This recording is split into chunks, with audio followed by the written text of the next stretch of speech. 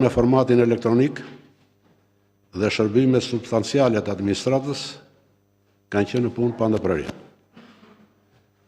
Qysh në fillim në emër të Kuvendit të Shqipërisë do të shpreha ngushëllimet familjeve që humbën njerëzit e tyre të dashur dhe së dyti të prekurve që po zhvillojnë betejën për jetën së bashku me ta dhe kolegu jon Ali Madhi, do të uroja sharim sa më të shpejt.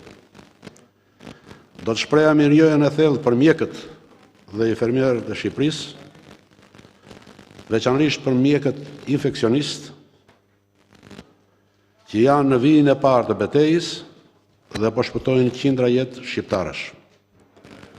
Por edhe për qindra mjek që luftojnë me pandeminë në të 5 kontinentet dhe që në këto kohë të vështira, së bashku me ta dhe 10 mjekë dhe 30 infermierët vullnetarë që shkuan në Itali, kanë lartësuar emrin e dheu tonë të përbashkët.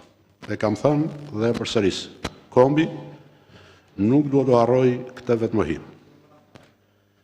Mirënjohja jonë si kuvend shkon për policinë e shtetit, për forcat e armatosur, antarët e cilëve po kontribojnë për shpëtimin e jetës njerëzve. Po kështu, shumë mirënjohje edhe gazetarëve dhe kameramanëve të terrenit që janë të kundërdodhur në këtë betejë. Kjo betejë nuk do të kishte rezultuar e suksesshme nëse qytetarët e Shqipërisë nuk do të ishin bashkuar masave të ka përsektuar qeveria. Të gjithë ata, por sidomos të mbëshuarët, meritojnë mirënjohjen tonë të veçantë. E me këtë rast të gjithëve vazhdojmë të bëjmë thirrje si kuvend që të vazhdojmë të rezistojmë e të luftojmë për të dalë të fituar dhe me sa më pak humbje jetësh në kjo pandemi. Do të falënderoja njëkohësisht dhe të gjithë deputetët që mirëkuptuan vendimin e Byros Kuvendit për përgjysmimin e pagës së tyre për një periudhë 3 mujore. Të njëjtën do të bëja duke i falënderuar dhe përfaqësues të 22 institucioneve të pavarura që ju përgjigjen thirrjes së Byros Kuvendit dhe do të inkurajoja që 8 institucione që janë përgjigjur akoma të i përgjigjeshin asaj. Kuvendi vlerëson shumë pozitivisht punën e Komitetit Teknik të qeverisë në tërësi, po veçanërisht kryeministrit, të cilin e vlerësuan këtë situatë si një situatë lufte dhe morën masa radikale mbrojtëse, të cilat rezultuan tepër të suksesshme. Kam bindje se këtë vlerësim e ndajmë shumica e qytetarëve të Shqipërisë. Sa më drastike janë masat dhe sa më të vetëdijshëm janë qytetarët për zbatimin e tyre, aq më shpejt do t'ja dalën nga kjo betejë dhe aq më shumë dhe aq më shpejt do të fitojë jeta përballë rrezikut që na kanosë. Të dashur qytetarë të Shqipërisë, të nderuar kolegë, pandemia e koronavirusit tregoi se globalizimi është një proces kontradiktor, progresiv dhe emancipues për nga avantazhet dhe nga të mirat që krijon për njerëzimin, por edhe me rreziqe jo thjesht hipotetike, por shumë reale. Kjo pandemi po tregon se njerëzimi me të drejtë është kujdesur dhe është mrekulluar nga avantazhet e këtij globalizimi, por gabimisht dhe fatkeqësisht kanë nënvlerësuar njëherësh edhe rreziqet prej tij. Duhet ta pranojmë se të gjitha vendet u gjendën të paprgatitura e pa masat e duara mbrojtëse për të përballuar këtë pandemi. Koronavirusi i dha botës një mësim që duhet ta lexojmë të gjithë me shumë kujdes. Polet vendimarrëse të globit ishin ambientuar me faktin se efektet dhe pasojat e këtij globalizimi godisnin në mënyrë asimetrike. Ekonomitë prodhuese dhe konsumatorët e mëdhenj njëkohësisht dhe ndotësit më të mëdhenj të natyrës dhe të mjedisit përfitonin sigurisht më shumë në efektet dhe goditeshin më pak prej pasojave të saj. Ndërsa vendet e vogla, në zhvillim dhe me burime të kufizuar dhe financiare si që është edhe vendi ynë, sigurisht përfitojnë më pak nga këto efekte, por që vuajnë njëherësh më shumë nga pasojat e tyre. Koronavirusi e ndryshoi këtë rregull, i goditi të gjithë me sa mundi, pa dallim. Dhe fati fitores me të, me sa po shohim, varet jo nga niveli i teknologjisë, as nga pasuria apo masia e shteteve, por nga shpejtësia dhe nga thellësia e masave mbrojtëse. Shqipëria është një vend i vogël dhe jemi aq modest sa të mos i japim mend njerëzimit dhe as të imponohemi aq më pak fuqive dhe ekonomive më të mëdha të globit.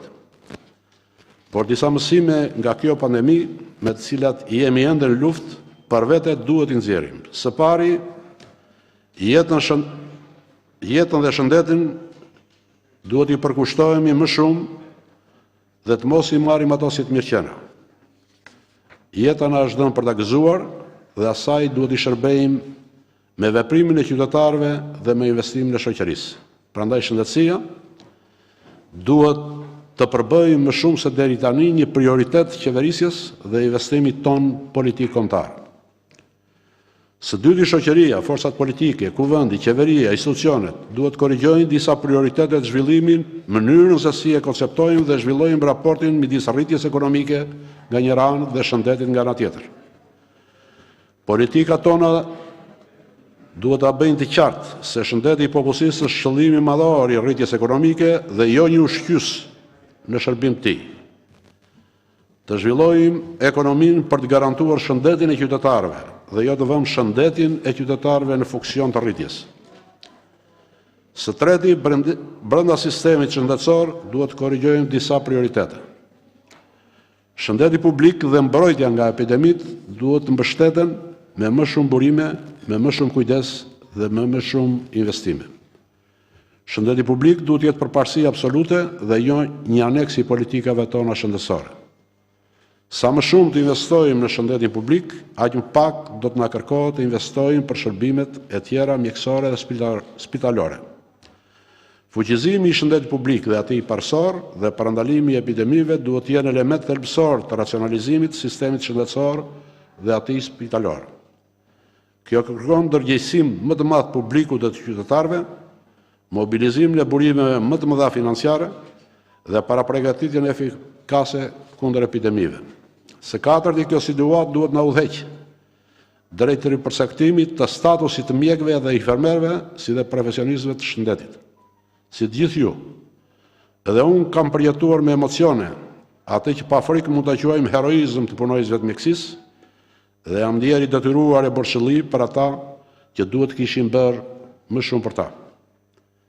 Ne kemi për detyrë që vlerësimi jonë për forcën e këtyre profesionistëve të mos mbetet në kufit e një faleminderit, sado e sinqert qoftë ajo, por të konkretizohet në më shumë investime për shëndetësinë dhe më shumë mbështetje financiare për ta.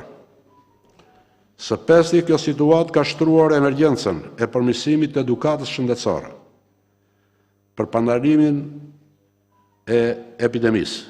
Kundër kësaj epidemie, secili duhet të bëhet mjek i vetvetes. Por detyra jonë është të krijojmë kushte dhe të hartojmë programe shkollore që çdo qytetar të bëhet i tillë, ashtu siç shtruam nevojën e edukimit antisizmik pas tërmetit të 26 nëntorit. E gjashta, situata pas kësaj pandemie mund ta shndrojmë në një oportunitet kombëtar. Shanset janë që të dalim nga kjo pandemi si një ndër vendet më të sigurta të planetit. Kjo mund sjell një qasje të re të vendeve të zhvilluara për të investuar në vendin tonë dhe ne duhet mendojmë për politika agresive për tërheqjen e këtyre investimeve. Këto mendime si dhe propozimet tuaja ju ftoj të bëhen objekt të reflektimit të punës komisioneve dhe të përkthehen në akte ligjore apo përmirësimin e tyre, gjë të cilën do ta bëjmë edhe në këtë seancë të ditës së sotme. Në këtë mënyrë do të ndërtohen disa diga mbrojtëse të shëndetit popullatës nga epidemitë dhe nga rreziqet natyrore të ndryshme. Punë mbar dhe faleminderit.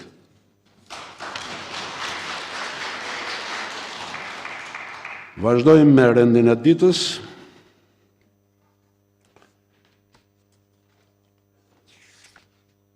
Si që dini, kemi ndryshimet e rregullores Kuvendit, akte normativ të qeverisë po i lexoj gjitha një për një nga ai me numër 2 deri tek ai me numër 13.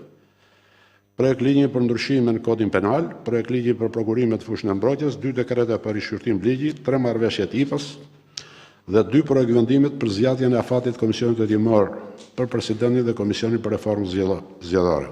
Fillojmë pa humbur kohë. Miratimin e procesit burë? Po? Po?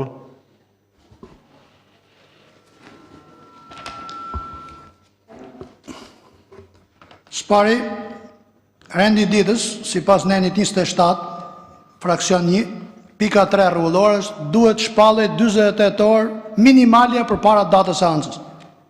Rendi ditës është njoftuar dje në orën 1. Së dyti, neni 69.3 thuhet se gjitha projekt ligjet nuk mund të fillojnë pa kaluar paktën 2 javë për të shqyrtuar. Keni pruar Kodin Penal në mënyrë sekrete, propozuar nga i doktor Resh, pastaj rimenduar nga 2 jurist, ardhën në komision, pa asnjë lloj afatit përcaktuar në nenin 69 rregullores.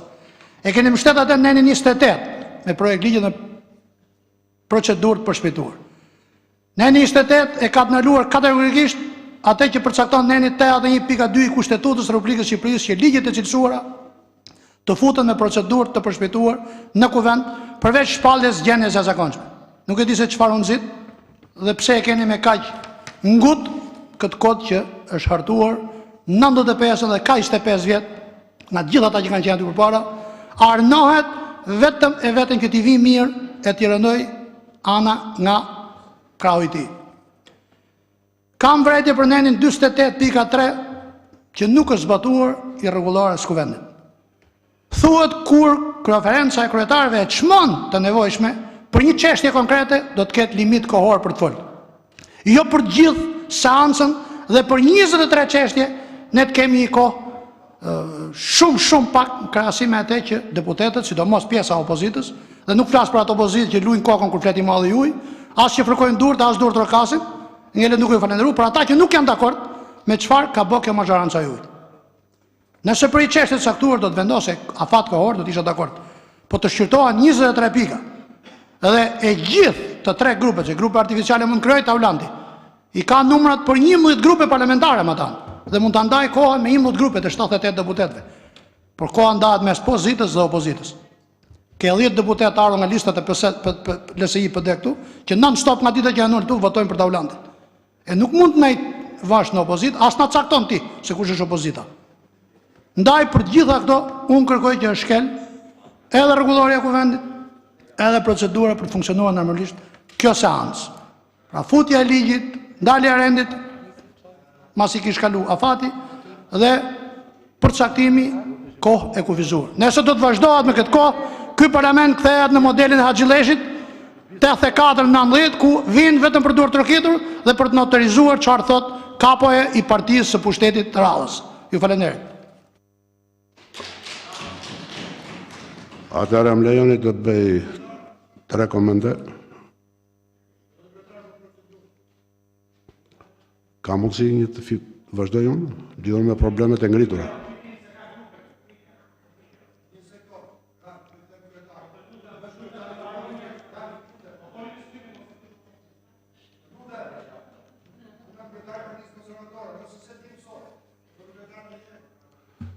Këtu nuk janë mbledhje e kryetarëve të partive, të lutem.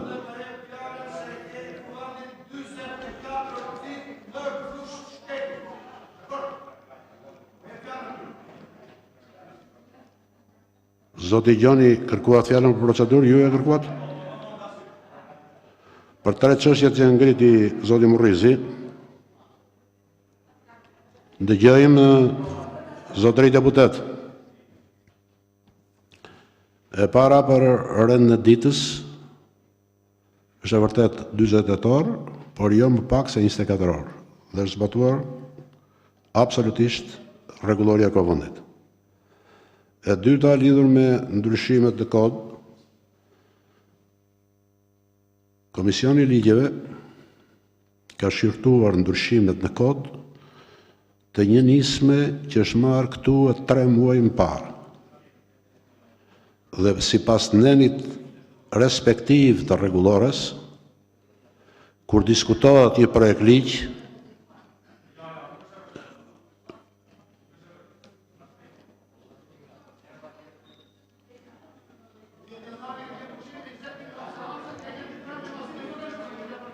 Zoti Murrizi, do dëgjojmë, domethënë, më lejo të t'jap shpjegimet. Pra, çdo deputet kur diskutohet i projekt ligj ka të drejtë të bëjë amendime. Dhe deputetja ka qenë në zbatim të rregullores, ka depozituar në Komisionin Përgjegjës si është ai ligjeve amendimet përkatëse. Së treti megjithëse ka qenë 2 amendime, për këto amendime e cila ka zgjatur mbi 1 javë, është bërë një konsulencë e gjarë me 14 institucionet cilët janë përgjigjur me shkrim dhe mbi 30 organizatat shoqërisë civile, të cilat vërejtjet e tyre, siç do të marrë kohën e duhur kur diskutohet, janë adresuar të gjitha shqetësimet e tyre. Për sa i përket që çfarë ka për emergjencë, pikërisht kjo nisëm është në funksion të kësaj emergjence për cilën kemi dhe për këtë kohë. Jo për atë kohën që luftojmë të na vijë. Vetëm për këtë kohë. Së treti lidhur me kohën, është brenda rregullores Kuvendit, konferenca e kryetarëve është mbledhur, ju jeni antar i konferencës kryetarëve. Konferenca e kryetarëve ka pranuar që debati për arsye të situatës, që jemi në kushtet e jashtëzakonshme, të ketë me kohë të kufizuar.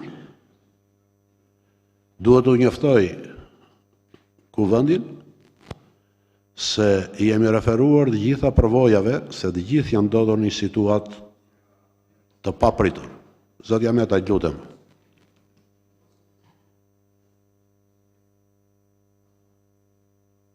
Dhe mund t'ju njoftoj se pothuajse të gjithë parlamentet e 28 vendeve të Europës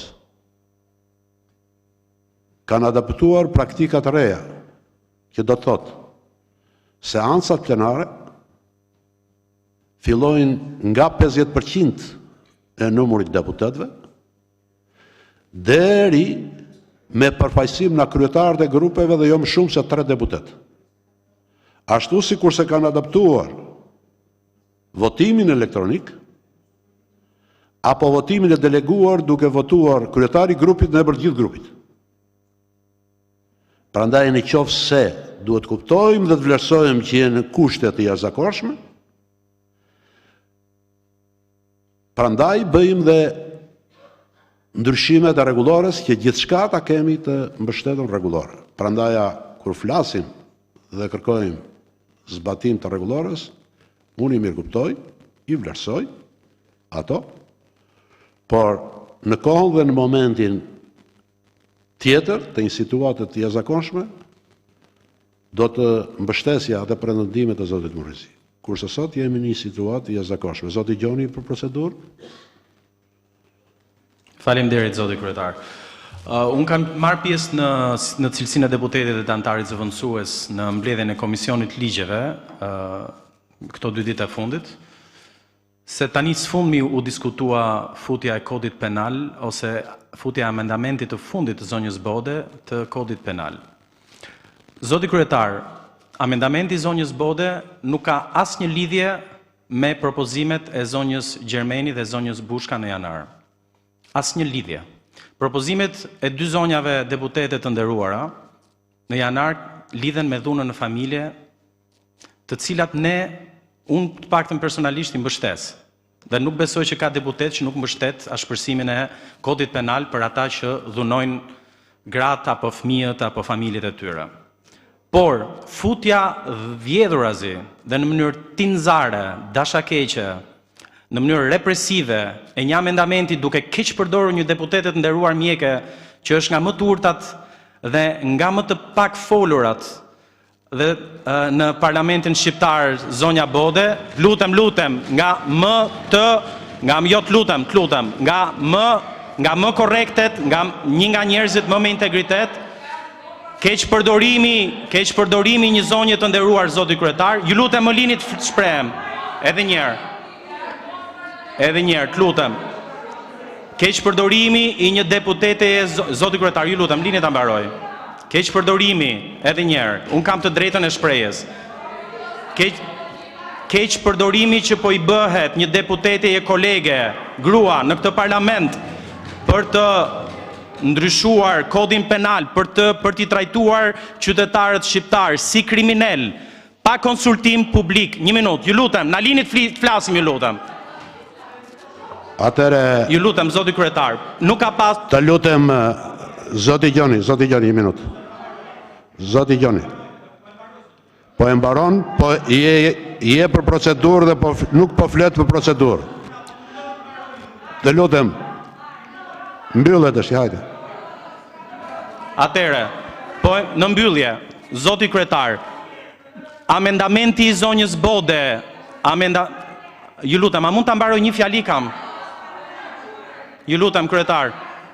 Atere, amendamenti i zonjës Bode për të amenduar kodin penal, në kundërshtim të hapur me Kushtetutën e Republikës së Shqipërisë dhe me procedurat e rregullores parlamentit, nuk kërkoj falje sepse kam respekt shumë të madh për zonjën Bode. Ju lutem, zoti kryetar, amendimi i propozuar nga zonja Bode është i papranueshëm në këto kushte dhe në mënyrën se si është prezantuar vjeturazi në Komisionin e Ligjeve, ku na është cënuar edhe drejta e debatit cilësor. Ndaj, ju bëj kërkesë juve si kryetar, i bëj kërkesë mazhorancës të tregoj minimumin e dinjitetit dhe ta tërheqi amendamentin e kodit penal të zonjës Bode për të mos u trajtuar në këtë seancë. I bashkojmë totalisht zotit Murrizi për të respektuar rregullora dhe procedura dhe Kushtetuta e Republikës Shqipërisë në ato çështje që ne trajtojmë në rendin e ditës. Rendi i ditës nuk mundet të trajtoj sot amendamentin e zonjës Bode, na jepni shansin që ne si opozit të mbështesim amendamentet e zonjave të nderuara për dhunën në familje. Ndryshe është e pamundur që ne t'i mbështesim këto. Faleminderit. Zoti deputet, mos spekulo, të lutem. Mos spekulo me kërkesën për të folë për procedurë. Zoti deputet, a ka mundësi të dëgjosh? Mi shkëputur nga seanca plenare për një hapësirë të shkurtër publicitare për të rikthyer më pas sërish në studio.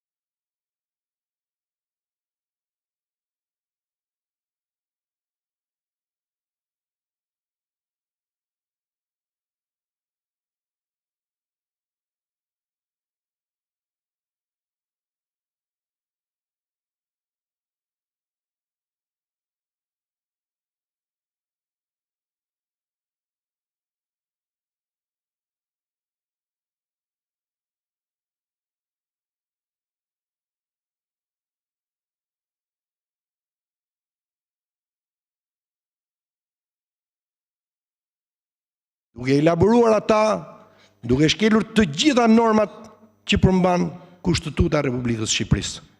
Zoti kryetar, nuk mundet televizioni shqiptar të jap parti jo parlamentare. Nuk mundet televizioni shqiptar të konsideroj kryeministri këtë apo atë kryeopozitar. Prandaj, do të lutesha ju në këtë seancë ku ne na hiqet fjala, na merret minutazhi, na shtoni minutazhin pavarësisht se jemi në kushtet e gjendjes jashtëzakonshme, por nuk kemi gjendje të jashtëzakonshme. Duhet mlidhej parlamenti. E kemi mbledhur këtu kur bëhet gërshteti në 97-ën kundër demokratëve, kundër qeverisë demokratike. Këtu është mbledhur. Faleminderit gjithë kolegëve, faleminderit zoti kryetar. I dashur deputet, me sa duket edhe juve flisni.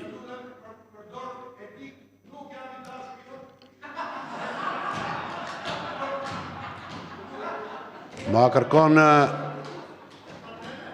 etika dhe njerëzillëku se mire ke që ndoshta nuk e meriton të jesh i dashurim, por nuk e të drejt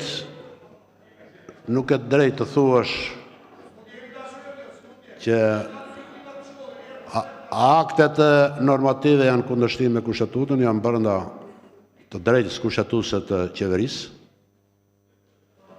E dyta, nuk e drejta në të mësh vakacën e detyruar nga situata e gjendjes jashtëzakonshme të parlamentit, biles më duket se të thash, por duhet të punosh më shumë që të kuptosh se që kanë bërë parlamentet e tjera të vendeve tona më të zhvilluara, duke filluar që nga Kongresi Amerikan,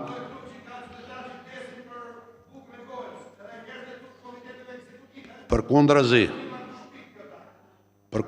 mos spekulat, lutem dhe mos fol në vendi, se do të nxjerrë dhe në këtë situatë jashtëzakonshme në salla, dakord? Atëre të vazhdoj me rendin e ditës. Për proces verbalin, ka vërejtje? Nuk ka. U dha fjala për procedurë, s'ka më. Lidhur me njoftimet, jo nuk ka. Po, sqaroj. Unë për koleget Gra dhe për koleget Bura kam shumë respekt dhe i trajtoj gjithmonë me shumë dinjitet dhe me fisnikëri, besoj. Ju kërkoj shumë ndjes zonja Bode, nëse fjala ime keq përdorim është marrë keq dhe është keq përdoruar dhe është keq interpretuar. E kisha, ju lutem zonja të nderuara, zoti kryetar, unë nuk e kam zakon të fyej këdo, njihem për këtë besoj, por fjalën keq përdorim e kisha për faktin sepse i është kërkuar një deputete që të bëjë një amendim në Kodin Penal, ndërkohë që ky propozim duhet vinte në mënyrë institucionale nga institucionet përkatëse dhe duhet kishte një diskutim më gjithëpërfshirës në parlament. Këtu e kisha fjalën keq përdorim. Faleminderit. Të përshëndes për tërheqjen e fjalës. Lidhur me projektet depozituara në kuvend, jeni njohur në rrugë elektronike. Shërbimet e kuvendit janë kujdesur të vënë dieni për çështjet e depozituara në kuvend. Materiale si gjithmonë do t'i gjeni në faqen zyrtare të kuvendit në internet. Kalojmë tek çështjet bazuar në vendimin e konferencës kryetarëve, siç u thash, dhe siç jeni ndjeni, konferenca e kryetarëve ka vendosur që debatin ditën e sotshme të bëhet me kohë të kufizuar, 2 orë, në mënyrë proporcionale për gjitha grupet dhe deputetët të pavarur. Grupet kanë depozituar emrat e tyre. Së treti është gjykuar dhe vlerësuar për arsye të mos popullimit të sallës dhe shkurtimit të kohës, votimi të bëhet nominal me flet votimi. Prandaj shërbimet e kuvendit do t'u pajisin pas pak me flet të votimit, kështu që ndërkohë që do të zhvillohen diskutimet, mund të plotësohen në mënyrë të pavarur, me qëllim të shkurtojmë këtë kohë. Shërbimet e kuvendit do të zhvillojnë procedurën në kujdesin e sekretariatit për votimet. Deputeti në çdo kohë mund ta hedhë fletën e votimit në kuti. Filloj me çështjet e rendit ditës, Shërbimet e Kuvendit ju kanë dërguar me anë të postës elektronike të gjithë dokumentacionin që kemi për shqyrtim sot, njëkohësisht dokumentacioni shpërndar edhe në sistemin elektronik që keni deputetët që janë të vendosur në platet, na falën deputetët që janë në lozhat përkatëse që nuk mundet t'i kenë, kanë lëvizur nga vendet e tyre. Lidhur me pikën e parë, ndryshimet e rregullores, propozimet janë diskutuar në konferencën e kryetarëve dhe në Këshillin e rregullores të mandatave dhe imunitetit dhe nuk ka të regjistruar për diskutim. Kalojmë tek aktet normative sipas listës së diskutimeve për aktet normative për të cilat është rënë dakord në konferencë. Do të diskutohen të gjitha së bashku. Fjalën e ka Ministri i Shëndetësisë, Zotinja Manastarliu, 5 minuta.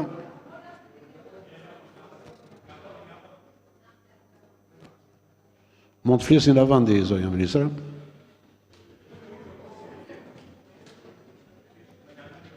Mund të flisni ulur.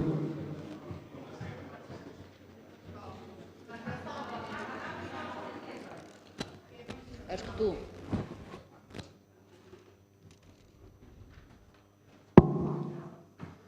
Nderuar zoti kryetar, të nderuar kolegë deputet, nesër bëhen plot 40 ditë që Shqipëria po përballet çdo ditë me këtë armik të padukshëm, me infeksionin SARS-CoV-2.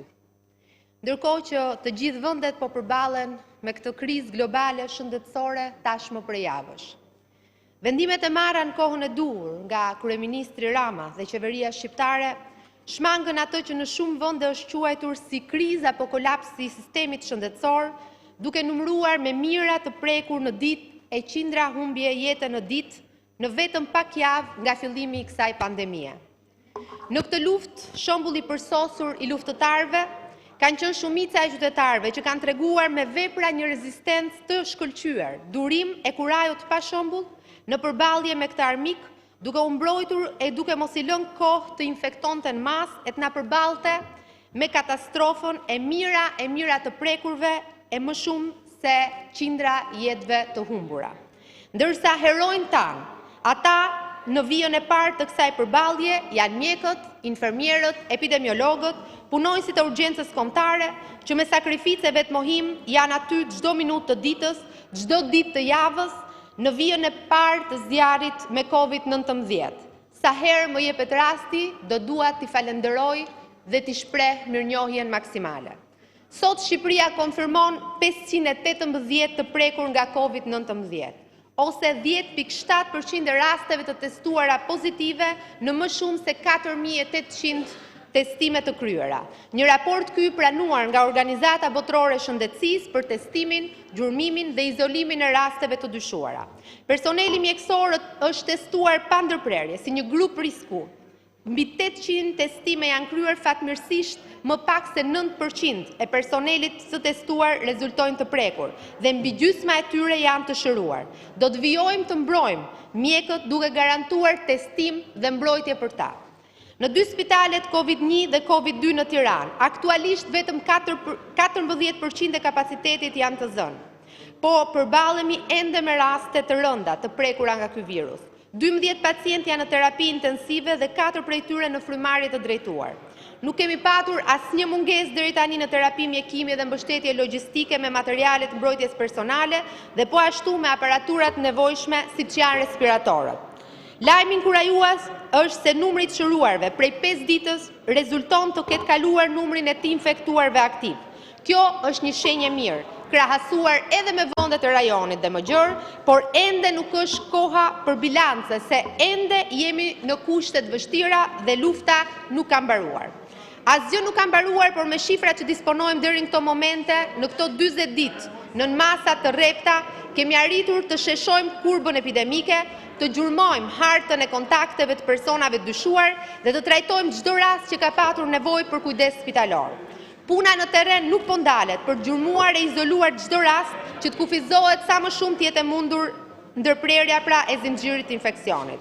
Ashtu sikurse po bëhet në vatrat e reja që falë suksesit të gjurmimit epidemiologjik në Shkodër, në Fier dhe në Elbasan, në Tiranë, po punojmë për të identifikuar të gjithë lidhjet e kontakteve dhe do të vijojmë gjithashtu në të gjithë vendin. Më shumë se 100 punonjës të njësive vendore, epidemiologë, ndihmës epidemiolog, punonjës të urgjencës janë angazhuar në hetimin dhe gjurmimin e kontakteve. Sfida pas javës të 6 të kësaj epidemie është faza e dytë e strategjisë për rihapjen e kujdesshme, hapat e së cilës do të varen edhe nga dhënat e kurbës epidemiologjike, por edhe nga kapacitetet tona monitoruese dhe ato të sistemit shëndetësor. Ndaj për të kompletuar strategjinë e rihapjes, ne do duhet të disponojmë të gjitha instrumentet, përfshi këtu dhe instrumentet ligjor, ndryshimet që propozojmë në aktet normative, ndryshimet për ligjin e smundjeve infektive dhe shoqëruar dhe me ndryshimet në Kodin Penal, lidhen me situatën e epidemive, jo vetëm që na vendosin ne në një linjë me vendet e tjera, që këto dispozita në fakt i kanë patur të parashikuara, por mbi të gjitha nëse duam të kalojmë në fazën e tranzicionit dhe të bashkjetuarit për fat keq me këtë virus, ne do duhet kemi të gjithë armët për ta luftuar atë. Ndaj rritja e përgjegjësisë individuale, ndërgjegjes qytetare është esenciale me qëllim mbrojtjen e jetës. Sipas dëmit duhet të jetë dhe masa e ndëshkimit për çdo që cënon lirinë dhe jetën e tjetrit. Ndaj propozojmë të forcojmë masat nëpërmjet akteve normative dhe ndryshimit të Kodit Penal për smundjet infektive për të rritur ndërgjegjësimin dhe për të siguruar që shëndeti si e drejtë themelore të mos cënohet dhe më e mira e përgjithshme të prevalojë. Faleminderit për vëmendjen.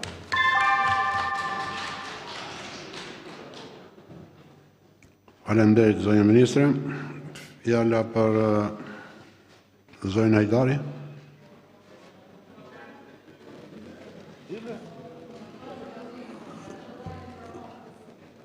Zonja Hajdari. Mund të flisni në vendi me zonjë.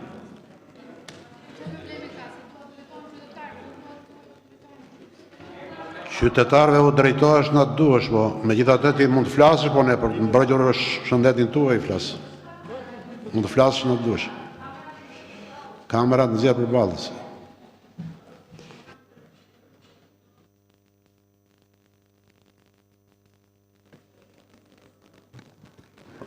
Keni në dispozicion 10 minuta.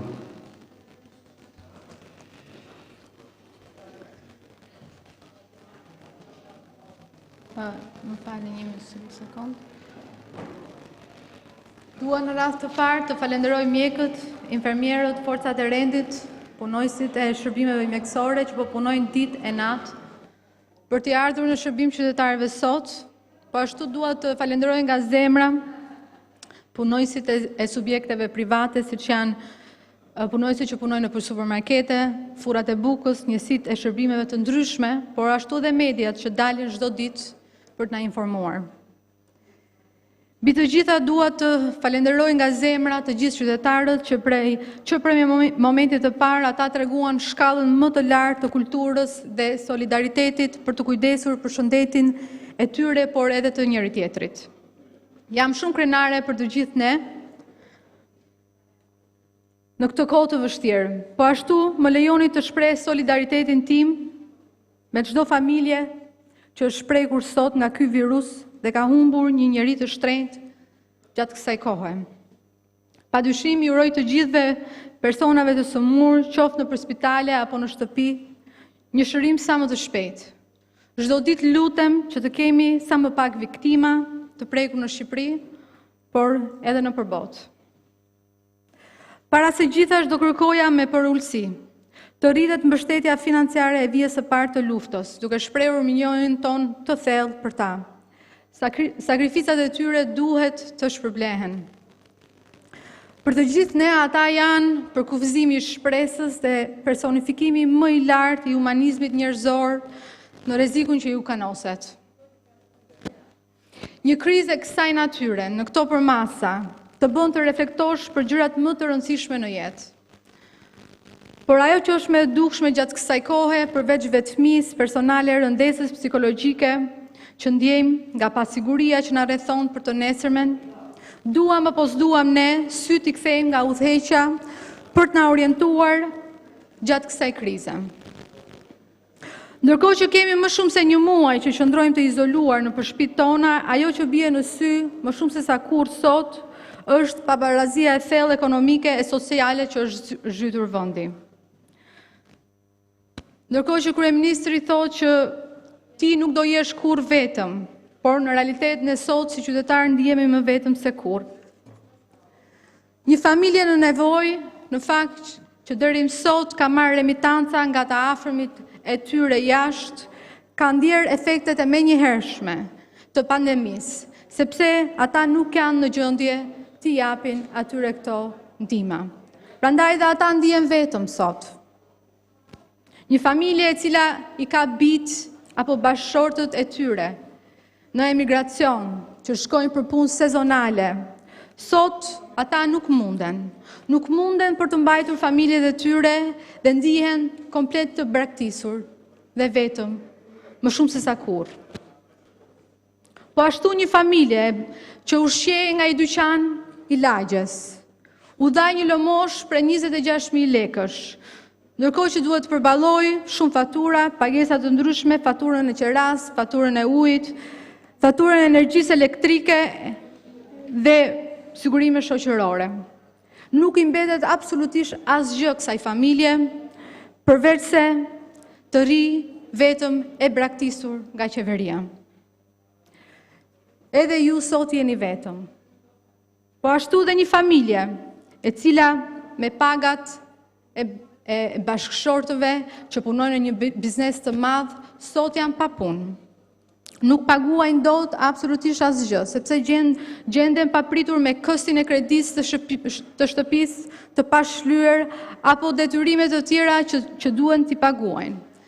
Ju e dini fare mirë që sot këto kredi nuk po shtyhen sepse bankat nuk duan t'ia dinë fare se çfarë thot kryeministri. Ju e keni parë mirë që ditët dhe muajt në vijim tregojnë që faturat e energjisë elektrike kanë ardhur më të kripura se sa kurrë. Kryeministri në fakt rrethohet çdo ditë nga projektorët dhe lukse që harxojnë energji elektrike sa për 20 familje që sot ndodhen në errësirë. Dhe ata ndodhen të vetmuar, të braktisur me këto fatura të dritave, të ujit, të qeras dhe në pamundësi për t'i paguar ato. Por dhe sot, ato familje të reja, të cilat kanë hedhur të gjitha kursimet e tyre në një biznes të vogël, dhe kanë mbyllur sot qepenat, nuk kanë absolutisht një mbështetje. Kanë paguar çdo ditë taksat kokër më kokër, ndërkohë që kredia e tyre vazhdon, kursimet e tyre kanë mbaruar. Ata sot ndihen të braktisur sepse asnjë nuk ja qan hallin. E si këto vazhdojnë pa fund. Ka dhjetra e mira familje që sot ndihen në nevojë dhe nuk kanë mundësi të ushqehen, por ju është ndërprer edhe energjia elektrike. Mund të vazhdoj pa fund me shëmbëj familjesh, të cilat janë lënë vetëm në këtë periudhë të vështirë, të braktisur, të vetëm nga qeveria. Asgjë nuk ju kushton qeverisë që të paktën të zeronte faturën e energjisë elektrike në këto muaj izolimi për këto familje në nevojë, por askush absolutisht nuk mendoi për ta. Nuk duan t'ia dinë sepse jetojnë në realitete komplet të ndryshme, ku shumica e shqiptarëve aty ku janë të izoluar nuk e shijojnë dot, pra siç po e shijojnë ata. Izolimi i pushtetarëve sot është si të shkojnë për një shplodhje. E teksa qytetarët ndihen sot më shumë vetëm se sa kurrë, të gjithë ju po shijoni lukset tuaja. Ky është realiteti i hidhur sot. Nëse do kishim një realitet ndryshe, sot qytetarët minimumi duhet ishin falur këto fatura dritash, këto fatura e ujit të pishëm dhe t'u ja kishim lehtësuar sadopak pagesat mujore. Nëse do kishim një realitet ndryshe, sot qytetarët shqiptar duhet ishin shpërndar një çek në dorë për çdo qytetar mbi 18 vjeç, e jo pako ushqimore nga shteti. Asnjë nuk po kërkon më shumë se sa i takon. Asgjë më pak se sa po jepet qytetarëve sot nga Kosova apo Maqedonia e Veriut. Këto janë dy vende me më pak resurse, por ndërkohë po i ndihmojnë qytetarët e tyre akoma më shumë. Ne jemi një vend me më shumë potencial dhe jemi një vend që duhet t'i vijmë në ndihmë qytetarëve tanë. Një ndihmë e madhe sot duhet i jepet patjetër dhe biznesit të vogël dhe biznesit të mesëm. Por ndihma që qeveria shqiptare jep sot me keqartje nuk kalon as pragun e varfërisë. Ne duhet i japim qytetarëve sot të drejtën e tyre për të patur një jetë dinjitoze e njerëzore. Nëse do kishim sot një realitet ndryshe, ne, qeveria, ky kuvend, nuk do miratonte që paketat ushqimore të tenderohen nga një firmë maqedonse dhe mos i jepet pikërisht tregut shqiptar dhe fermerëve të cilët po falimentojnë dhe ka nevojë pikërisht për këtë ndihmë në këto kohë të vështira. Nëse do kishim një realitet ndryshe, ne nuk do vazhdonim të paguanim kostet e larta të kocensioneve si të ato të sterilizimit e shumë të tjera që vazhdon të paguaj qeveria sot, por do t'i ndalonte merr një herë. Të dashur qytetarë, fatkeqësisht ky është realiteti që ne jetojmë sot. E sikur ky realiteti hidhur të mos mjaftonte, sot kryeministri juaj del në çdo ekran, në çdo televizor, në çdo telefon që t'ju përdori me fytyrën e tij një kërcënim akoma më të madh.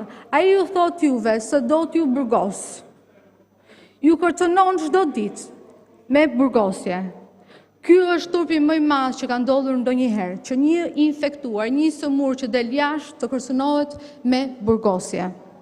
Ndërkohë që gjithë psikologët, ndërkohë që gjithë bota thotë dhe këshillon që qytetarët sot duhet të jepet akoma më shumë shpresë, të përdorim akoma më shumë pozitivitet, fjalë të mira, ky njeri, ky kryeministër për një javë ka përdorur fjalën burg 674 herë. Burg është gjithçka për të, është zgjidhja e vetme për çdo krizë. Dhe ja ku jemi sot me paturpsinë më të madhe si ligjvënës të këtij kuvendi për të votuar pikërisht këta qytetarë që kemi rrobtuar për 30 vite. Tani ju doni vetëm t'i çoni në burg dhe kaq ju ka ngelur. Ka ardhur koha në fakt që të burgjet të hapen, por jo për ta, jo për qytetarët. Të luftojmë së bashku për të futur në burg pushtetarët që kanë abuzuar me pushtetin e tyre për këtë popull që e kanë vuajtur pafund në këto vite. I ka zhvatur qytetarët nga pasuria kombëtare, ndërsa vetë jetojnë në lutë. Se ju mbaroi koha zonja Hajdari, më ka mbyllni tash. Edhe 1 minutë për procedurë, të lutem. Vazhdoj edhe 1 minutë. Falenderit. Kemi nevojë të hapen burgjet për ata pushtetarë që kanë abuzuar me pushtetin e tyre dhe e kanë optuar këtë popull dhe e kanë zvaritur pafund. Ndërsa vetë jetojnë në luks si sheikët e naftës. Por akoma besoj se këto ditë do të vinë. Unë kam besim të plot, por duhet të luftojmë së bashku të dashur qytetarë dhe forca ime vjen pikërisht prej jush. Forca e qytetarëve të mi do prevaloj.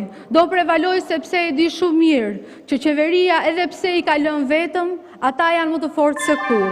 Edhe unë besoj fort se ne bashkë do ja dalim. Falenderit. Faleminderit zonja Hajdari, fjala për Tilda Gjonaj.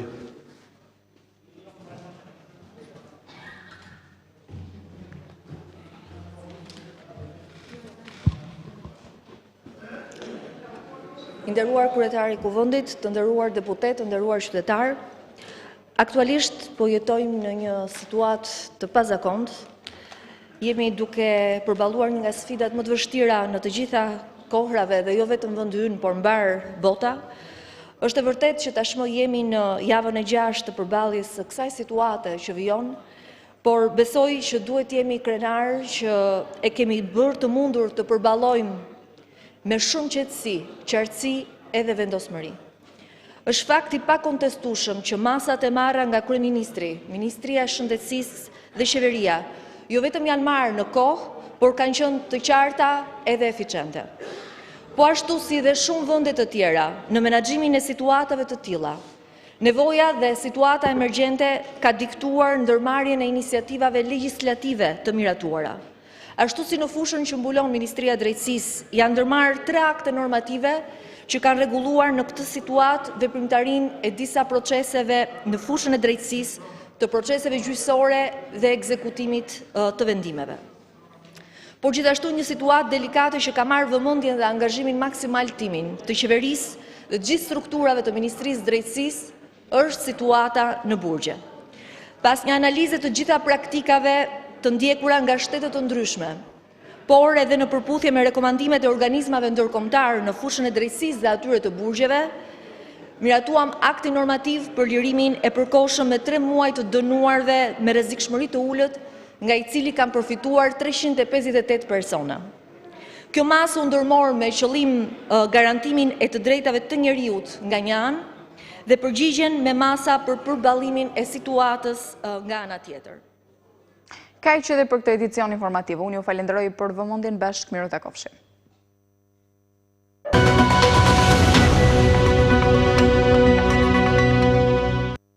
Ju përshëndes, mirë se vini në lajmet e orës 11 këtu në Radio Televizionin Ora News. Ka nisur ditën e sotme pasi mungese relativisht të gjatë në fakt seanca parlamentare, ku duke rikthyer edhe një herë traditës përvitshme me tensione dhe debatë shoqëruar të paktën deri në këtë moment. Do kemi komunikim të drejtë për drejtë me kolegen Fiorella Beleshi, e cila po ndjek nga afër zhvillimet e seancës sotme parlamentare. Përshëndetje Fiorella. Përshëndetje Klodi, që prej orës 10 ka nisur seanca plenare tashme në kushtet jo të zakonshme, ku të gjithë deputetët janë pajisur me maska dhe doreza, sidomos edhe gjithashtu janë vendosur jo vetëm në vendet e tyre në sallë, por janë vendosur dhe në lozhat dhe në plate. Ka nisur diskutimi me debate nga anët e deputetëve të opozitës, të cilët kanë kundërshtuar ndryshimet në Kodin Penal, duke deklaruar se këto janë antikushtetuese dhe nuk janë konsultuar me grupet e interesit, por kjo gjë nuk është marrë parasysh nga mazhoranca, duke deklaruar se kjo është konsultuar me grupet e interesit dhe do të vijoj të votohet kur të vi radha në seancë plenare. Kujtojmë që janë 24 pika të kësaj seance plenare, të cilat do të diskutohen nga parlamenti, nga deputetët e dy krave. Ndërkohë që në këto momente sapo ka mbërritur dhe kryeministri Rami, pranishëm që do jetë në seancë dhe do të diskutojë, do të ketë dhe ai një fjalë për ta mbajtur në seancë plenare, ndërkohë që ministra e Shëndetësisë gjatë fjalës së saj në parlament deklaroi që 24 orë të fundit ka pasur 24 raste, duke e quar numrin të prekurve në Shqipëri në 518. Kemi një rritje të numrit, duke deklaruar kështu, pasi kujtojmë që ky është në ditët e fundit është një numër më i lartë të prekurve në Shqipëri. Ndërkohë, një tjetër propozim i cili ka ardhur nga presidenti i Republikës. Kujtojmë që gjatë ditës së dieshme në Këshillin e Sigurisë, presidenti Ilir Meta e ka kërkuar mazhorancës dhe ministrit Rama dhe ministrat e tij, të cilët ishin pranisur në Këshillin e Sigurisë, që të ketë një zbutje të ashpërsimeve penale për sa i përket thyrjes së karantinës dhe infektimit të personave të tjerë. Sipas presidentit, propozimit që ja ka dërguar Kuvendi do të shohë nëse do merret parasysh nga mazhoranca gjatë kohës që do diskutohet këto ndryshime të Kodit Penal në seancë plenare, ka një riformulim dhe një zbutje të dënimeve penale. Presidenti Ilir Meta i bën thirrje Kuvendit që përpara se ta votojnë, ata duhet që të bëjnë disa ndryshime, pasi nuk mund të ketë dënime me burg pa pasur dënime administrative, masa administrative. Dhe sipas zotit Meta, fillimisht nuk duhet, siç ishte e parashikuar nga mazhoranca, që duhet mosbatimi i urdhrave dhe vendimeve, presidenti ka ndryshuar mosbatimi i akteve nënligjore dhe ligjore, duke ndryshuar këtë riformulim dhe kur ka pa një shkak të lishëm, kur këto akte nënligjore janë thyer, do të ketë një burgim deri në 6 gjobë ose deri në burgim deri në 6 muaj. Ndërkohë ka shtuar një tjetër pikë që nuk ishte në propozimin e parë të mazhorancës, është kur kjo vepër penale është kryer në ushtrim të aktivitetit tregtar, duke rrezikuar shëndetin e njerëzve, dënohet me gjobë deri në 2 vite burg. Gjithashtu kemi edhe një ndryshim tjetër, kur mosbatimi i urdhrit të dhënë edhe të karantinimit ose vetë izolimit, kur personi është njoftuar individualisht nga autoritetet shëndetësore, dënohet me burgim nga 2 deri në 3 vjet. Ndërkohë që kemi edhe një përhapje me dashe e një personi i cili është diagnostifikuar si mbartës i sëmundjes, dënohet me burgim nga 2 deri në 5 vjet, por ku kjo vepër ka shkaktuar pasoja të rënda për shëndetin nga 3 deri në 8 vjet, kur më parë ishte deri në 10 vjet nga propozimi i mazhorancës. Ndërkohë kur si personi infektuar ka thyer karantinë, kujtojmë që është i njoftuar nga autoritetet shëndetësore, shkakton vdekjen e një ose më shumë personave, dënohet me burgim nga 5 deri në 10 vjet, kur nga drafti fillestar i mazhorancës është deri në 15 vite burg. Këto janë ndryshimet të fundit të cilët i ka sjellë propozimet presidenti Ilir Meta, duke pasur edhe një zbutje të dënimeve penale Penale, si dhe ai ka kërkuar që të respektonte drejtat dhe lirisë themelore të njeriut dhe të mos ketë burgim pa pasur një masë administrative fillimisht. Kjo duhet të parë se si do të reagojë majoranca dhe nëse kryeministri Edi Rama do të ketë një reflektim dhe kryetari i Kuvendit për të marrë parasysh edhe propozimet e kreut të shtetit, ndërkohë që të gjithë deputetët kanë përpara tyre një 3 fletë votimit të cilët do votojnë të gjitha aktet nënligjore si dhe ndryshimet e tjera të Kodit Penal apo shtyrjen e komisioneve parlamentare si dekretet e metës dhe nuk do votojnë elektronikisht, ato do plotësojnë në fletat e votimit dhe më pas do dorëzojnë në kuti. Fiorella, edhe një detaj përpara se të mbyllim për sa i përket riadësimeve, ka pasur një reagim sot nga kryeministri Rama që nisin prej kësaj dhënie dhe prenotimet për ata që do të riadësohen nga Roma ditën e shtunë. Po, Klodi, sot është bërë me dije dhe çmimi i biletës të cilët do të paguajnë të gjitha ato shqiptarë, të cilët ndodhen në Itali apo në qytete të tjera evropiane, të cilët do të paguajnë fillimisht për çmimin e biletës e cila është 100 euro dhe do të paguajnë dhe paketën për sa i përket hotelit, pasi do të jenë të vetë karantinuar për 14 ditë në strukturat hotelerie të cilët janë të zgjedhur nga Ministria e Turizmit. Sipas kryeministrit Rama, çmimi për një ditë për 24 orë në hotel do të jetë 21 euro, 14 euro do të paguajë qeveria dhe 7 euro do paguajnë qytetarët. Këto 7 euro sipas kreut të qeverisë janë vetëm për ushqimin. Duke bërë një llogari, ato duhet të themi që çmimi i biletës është shumë i lartë, nuk është i ulët, pasi kujtojmë që të gjithë shqiptarët të cilët kanë qëndruar në Itali për këtë periudhë izolimi janë rreth një muaj, të cilët janë atje dhe do të deklarojmë që të gjitha shpenzimet financiare janë shpenzuar, pasi edhe në Itali apo në qytetet e tjera evropiane është një jetesë e shtrenjtë dhe siç ka ndodhur këtu në Shqipëri ashtu ndodhen të gjithë botën për shkak të Covid-19 dhe do të kenë mundësi të vinë vetëm ato që kanë mundësi financiare, pasi po kujtojmë që janë të shumtë ato shqiptarë, siç ka pasur apele ditën e djeshme në Ora News nga qytetarë të cilët kërkojnë para për të ushqyer tek njerëzit e tjerë që po jetojnë në rrugë prej 4-5 ditësh dhe nuk kanë mundësi të rikthehen pasi mungon mundësia financiare për të rikthyer dhe për këto nuk ka ende një përgjigje nga ana e qeverisë se si do të rikthejnë këto qytetarë të cilët janë vërtet në nevojë dhe nuk kanë një mundësi as të jetojnë në vende fshine, jo më që të blejnë një bilet apo të blejnë të gjithë paketën bashkë me hotelin. Faleminderit për detajet e informacionit që përcjellën në studio. Punë të mbarë në vijim. Ishte Fiorella Beleshi drejt për drejt nga mjetet e jashtme të parlamentit, ku është duke zhvilluar seanca parlamentare ditës sotme pas disa javë mungesë ku po diskutohet qoftë shtyrja për Komisionit për shkarkimin e presidentit Meta, por po ashtu edhe propozimet për ashpërsime në Kodin Penal për ata persona të cilët janë prekur me koronavirus dhe dalin nga shtëpitë e tyre duke kontribuar kështu në përparimin e Covid-19. Do të kemi komunikim drejt për drejt në qytetin e Fierit me kolegen Inelda Valli në këto momente për situatën në përgjithësi në qarkun e Fierit. Përshëndetje Inelda. Inelda?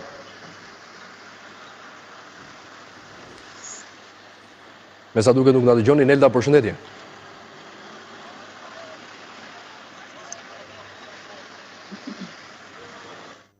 Mirë, sa po të kemi edhe kolegën gati, këtë në disa nga pamjet e dezinfektimit rrugëve për të parandaluar për hapjen e Covid-19, ku kujtojmë për disa ditësh tashmë kanë hyrë në fuqi edhe masa të re, ose le të themi një lloj lehtësimi, jo vetëm për qarkullimin e personave të cilët kanë nevojë për shërbime të përditshme, duke zgjeruar fashën e orarit me 30 minuta, por po ashtu edhe me hapjen e dyqaneve deri në orën 17:30. Tani dëgjohesh Inelda, përshëndetje.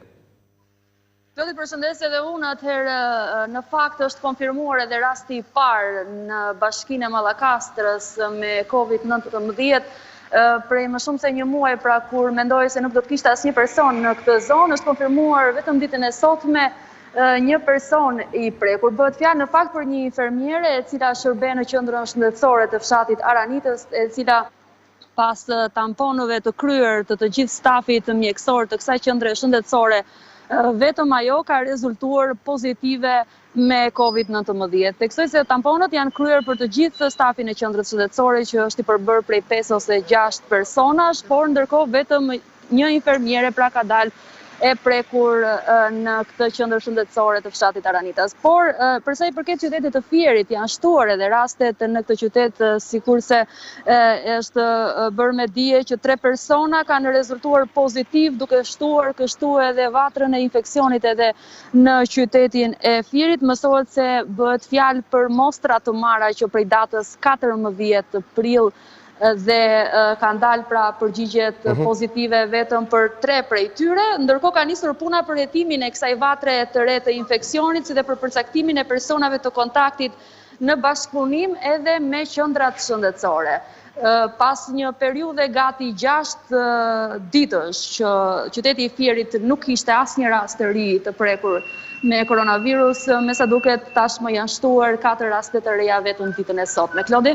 Po, faleminderit Inelda për detajet dhe informacionet që përcolle. Një prekur pra rasti i parë me COVID-19 në qytetin e Mallakastrës. Ndërkohë shkojmë në Durrës, tregtarët e qytetit bregdetar kanë pak kënaqësi për sa i përket pagesës së luftës dhe pretendojnë se nuk e kanë marrë ashtu si kundër është premtuar më herët nga qeveria, që në momentin kur është miratuar dhe paketa e parë e ndihmës. Kolegu Mark Burunga përcjell shqetësimet e tyre. Përshëndetje Mark. Përshëndetje. Në qytetin e Durrësit janë shkaktuar disa probleme lidhur me trajtimin e pagës së luftës për tregtarët e tregut industrial. Kërë shoqatës tregtarëve të Muslim Çoku, në një deklaratë ekskluzive që ka dhënë sot për Ora News, ka deklaruar se do të precipitojnë më vonë drejt të disa protestave, megjithëse është një periudhë ndalim qarkullimit, për shkak se tregu industrial i Durrësit është mbyllur që me datën 12 mars. Dhe me paketën mbyllur që me datën 12 mars. Dhe me paketën e parë të luftës nuk ka përfituar asgjë. Dhe me paketën e dytë përsëri ata kanë kërkuar dhe janë drejtuar të gjitha instancave shtetërore lokale dhe shtetërore qendrore, por deri më sot nuk kanë marrë asnjë përgjigje. Muslim Çoku deklaron se në Durrës e kanë aktivitetin rreth 500 tregtarë të zonës të tregut industrial, por janë dhe që kanë paguar taksa tatime të rregullta sipas kërkesave që ka ushtruar bashkia ndaj tyre, por janë dhe 300 tregtarë të vetpunësuar të tregut të shitjes së rrova të përdorura, të cilat janë në gjendje të vështirë ekonomike dhe për këtë ato duhet të përfitojnë pagën e luftës. Lidhur me këtë problem, ai ka deklaruar se do të drejtohen shesheve të para bashkisë dhe policisë dhe tatim taksave për të sensibilizuar opinionin për përfitimin e kësaj pagese që ju takon. Lidhur me këtë, le të ndjekim Muslim Çokun në intervistën e tij me Ora Newsin.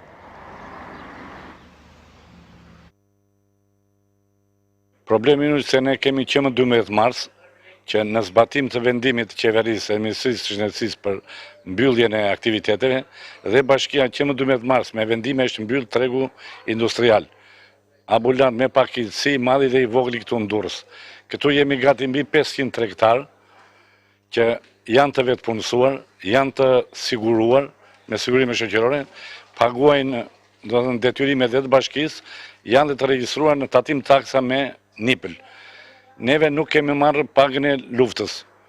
As me vendimin e parë aplikuam pranë zyrave drejtorisë taksave Durrës dhe na është kthyer përgjigje janë refuzuar. Me përjashtimet të vogla një pjesë e tregtarëve kanë marrë, por shumë të vogla. Doli vendimi i dytë, na u tha që do të marrim përsëri dhe përsëri nuk po na sqaron njëri, nuk po na jep njëri gjë. Po tani unë mendoj se këtë drejt tani kryeministri tha që jemi në luftë, dhe do ta njohin. Edhe në qoftë se ata nuk e njohin se lufta është, po të bëj luftë e vërtet, do vinte si biznes i madh, i vogël dhe të gjithë do përfshin luftë. Tani këtu përjashtime nuk bëhemi. Neve do të kërkojmë, do protestojmë pranë do të bashkisë Durrës, nga ajo që varemi, dhe pranë tatim taksave në Durrës. Ndërkohë për fat keq një tjetër rast me COVID-19 është shënuar në qytetin e Korçës. Kolegu Artin Alili përcjell detajet. Përshëndetje Artin. Jodit përshëndes, në fakt ka shkuar në 19 është numri në qytetin e Korçës i personave të prekur me virusin COVID-19, është konfirmuar mëngjesin e sotëm një tjetër rast të një 80 vjeçareje, e cila në analizat e para kështë dalë negative, por me analizat e dyta tashmë ka rezultuar pozitive me COVID-19. 80 vjeçarja pasi ka qëndruar në spitalin efektiv të Korçës, më pas për Tiranës për të marrë edhe mjekit më specializuar tek infektivi, aty ku janë dhe mjekët që merren me gjithë personat e prekur nga COVID-19. Ndërkohë që sigurisht po shikohet dhe po gjurmohet edhe kjo sëmundshmëri të gjithë personat e tjerë të afërt, të cilët ajo mund të ketë pasur kontakte për gjatë këtyre ditëve deri në zbulimin e sëmundjes që është bërë pra ditën e sotme. Ndërkohë tashmë edhe pse situata është shqetësuar disi në qytetin e Korçës, sërish ditë pas dite, pra nga dje sot kemi 2 raste të reja, çka do të thotë që kemi shtim të numrave edhe për ditët në vazhdim në lidhje me këtë pjesë, ndërsa sa i përket të gjitha tamponëve që janë nisur 5 nga Pogradeci kanë dalë negative, nga defuti po ashtu kanë dalë negative dhe nga kolonja një tampon ka dalë gjithashtu negativ, duke mos i prekur qytetet e tjera të prefekturës së qarkut të Korçës, por duke u përqendruar vetëm në provincinë të qytetit të Korçës ky lloj virusi i cili tashmë ka çuar numrin e tyre në 19. 15 janë të shëruar, ndërsa 4 tashmë do të mbeten në kujdesin e mjekëve deri në shërimin e tyre të plotë dhe unë shpresoj që të paktën asnjë nga qarku i Korçës të mos ketë le të themi përkeqësim të shëndetit apo të humbje tjetër siç ka ndodhur me shtetet e tjera. Artim, flasim pak për problematikat e tregtarëve në Korçë. Cilat janë ato? Janë plot 120 tregtarë të cilët janë drejtuar dyreve të tatimeve, drejtorisë rajonale të tatimeve në qytetin e Korçës, të cilët nuk përfitojnë dot pagën e luftës për gjatë këtyre ditëve me paketën e nxjerrë nga qeveria shqiptare.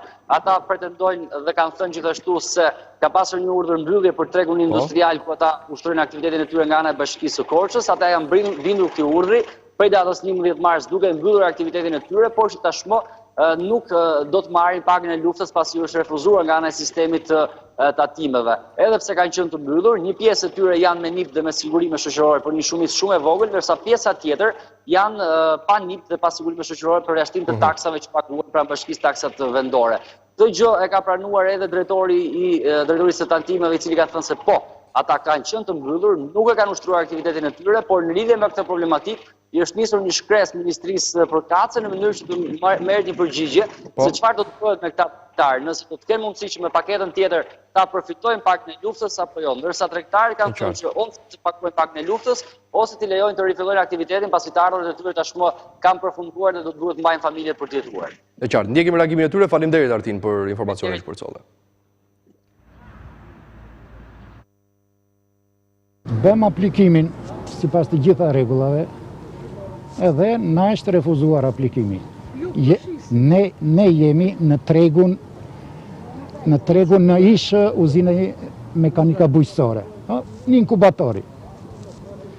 Më datën 11 na ka erdhur urdhri i Ministrisë së Shëndetësisë edhe na është ndërprer aktiviteti, na është mbyllur aktiviteti. Ne jemi aktivitet privat ambulant. Tani, thot ambulanti, thonë këta të tatimeve, nuk fiton. Sepse ju jeni të lirë ta zhvilloni aktivitetin. Duke ditur që ne që më datën 11, neve na është mbyllur aktiviteti.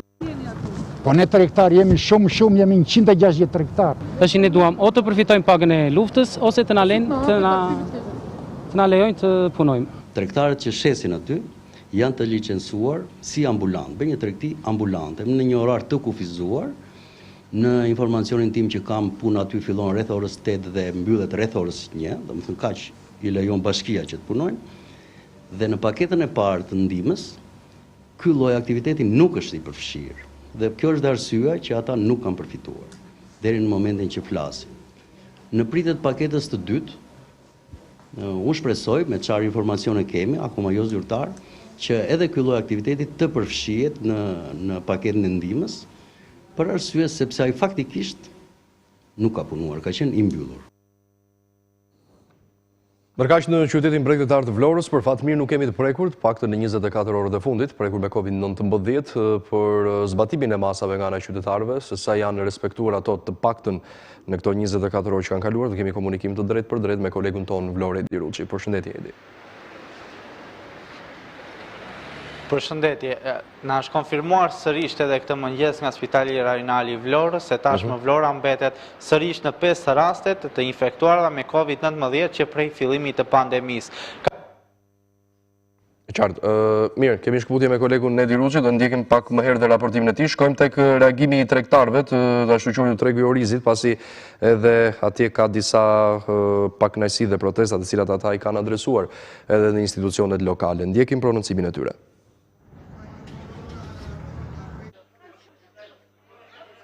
Vetin gjashtë që punojmë se dhe ushqehem. Edhe unë ja ka marrë vetë njerëzve ja ka mbushur djali keskat. Nuk kanë prekur njerëzit me dorë, përse të më kishe lajmëruar 3 ditë para, ose mirë ja furnizim. Unë ku të qoj tani 1 milion lekët? Ku të qoj hajti të vem në fugon të shikosh 1 milion lek malë? Qa mund të bëhet tani, ja më thoni? Asgjë, nuk dim gjë, asgjë, asë lajmëruar, të na kishin lajmëruar, mos me një perime, hajde tani të vem në fugon, tim të shikonin fugonin plot me malë. Ku të qoj? Ku të qoj? Ku do ishqen fëmit? Ku të ushim fëmijët, ore jemi veti 5 ku të ushim. Asnjë gjë s'na kanë thënë. Ka pasur reagim nga bashkia? Nuk e dim. Hajde vem në fuganin tim të shikoj mallin. Hajde vem. Ç'a do bëhet? Të paktë të më lënte shes këtë mall që kam, dhe të më thotë o zonjë, tani ndaloje mallin. Vetëm të më lënte shes mallin, të marr lekun të ushqehem. Sot pa punë, po të rrim edhe tani. Po të shihemi neve kemi fëmijë bura pa punë, parat I kemi paguar për 6 muaj. Se do na ndalojnë neve. Dy çeçevera shesim aty, 2 bojra këpuçe, 2 baterira. Ju kanë thënë që do veni në treg tjetër? Jo, nuk na kanë thënë. Qa do bëni tani? Qa do bëjmë ja? Po rrim këtu rrugëve. Do presni akoma? Do presim akoma, derisa të rregulloj tregu, këtu jemi pa punë, I kemi fëmijë pa punë. Jemi pa bukë, mordjallë. Jemi pa bukë. Jemi veti 6 në shtëpi me të tregu ushqemi, nuk ushqemi me gjë tjetër. Ku do vemi? Kemi fëmijë të vegjël, me çfarë do t'i ushqyejmë? Kjo ishte edhe situata e tregtarëve në Vlorë, duke bërë publik dhe pretendimet e tyre në mungesën e një reagimi nga bashkia. Nuk e di nëse ka pasur për mediat një reagim nga ana e bashkisë së Vlorës Edi për situatën e tregtarëve në qytet dhe nëse ka një vend alternativ se ku mund të vendosen.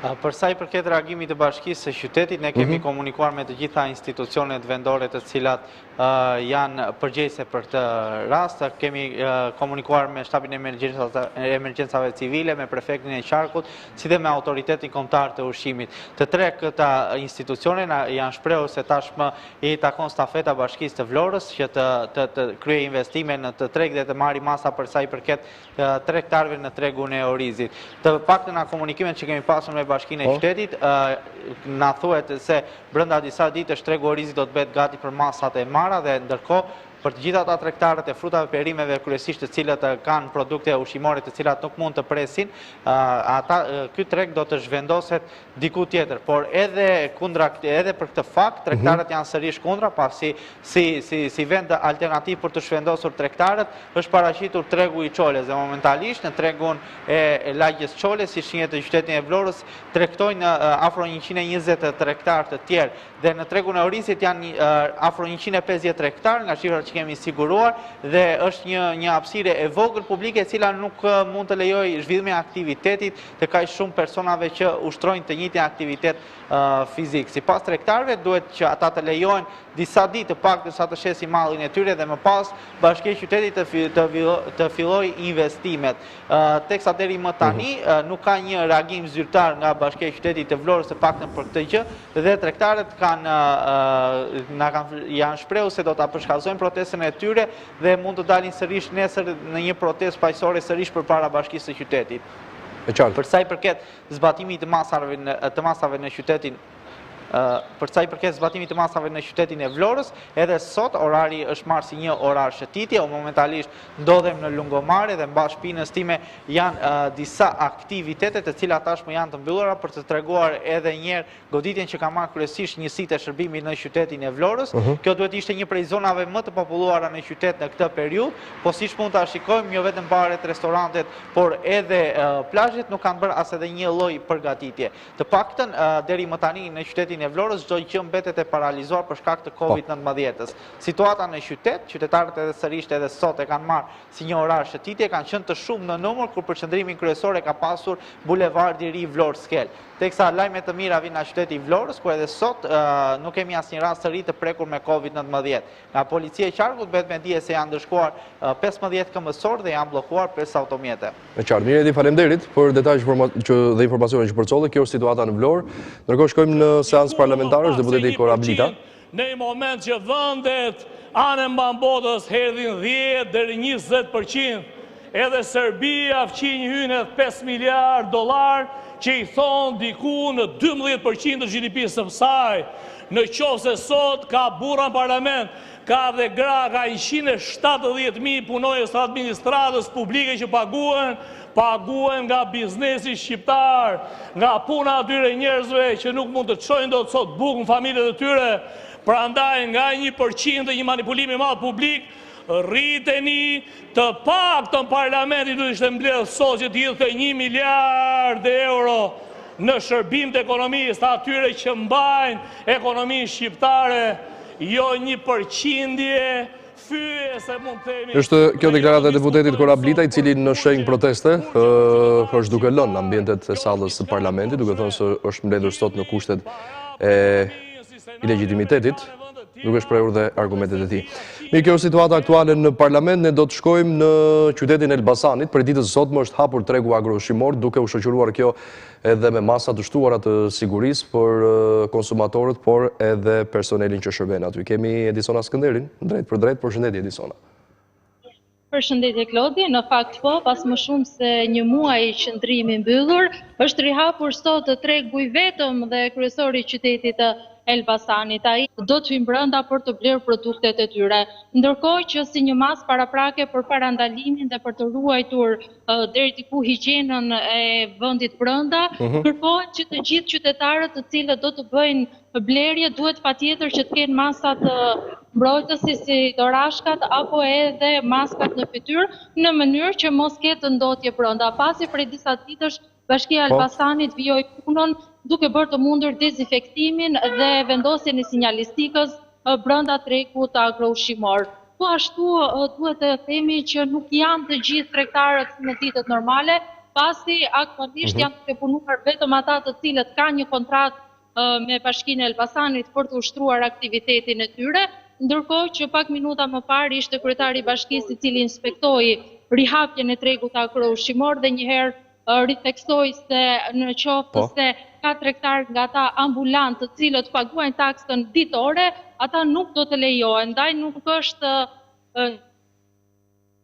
E qartë.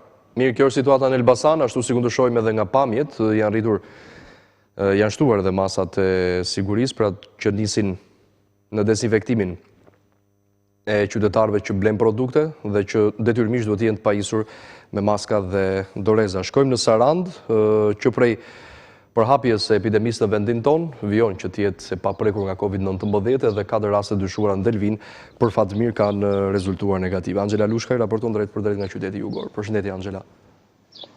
Klodit, përshëndes.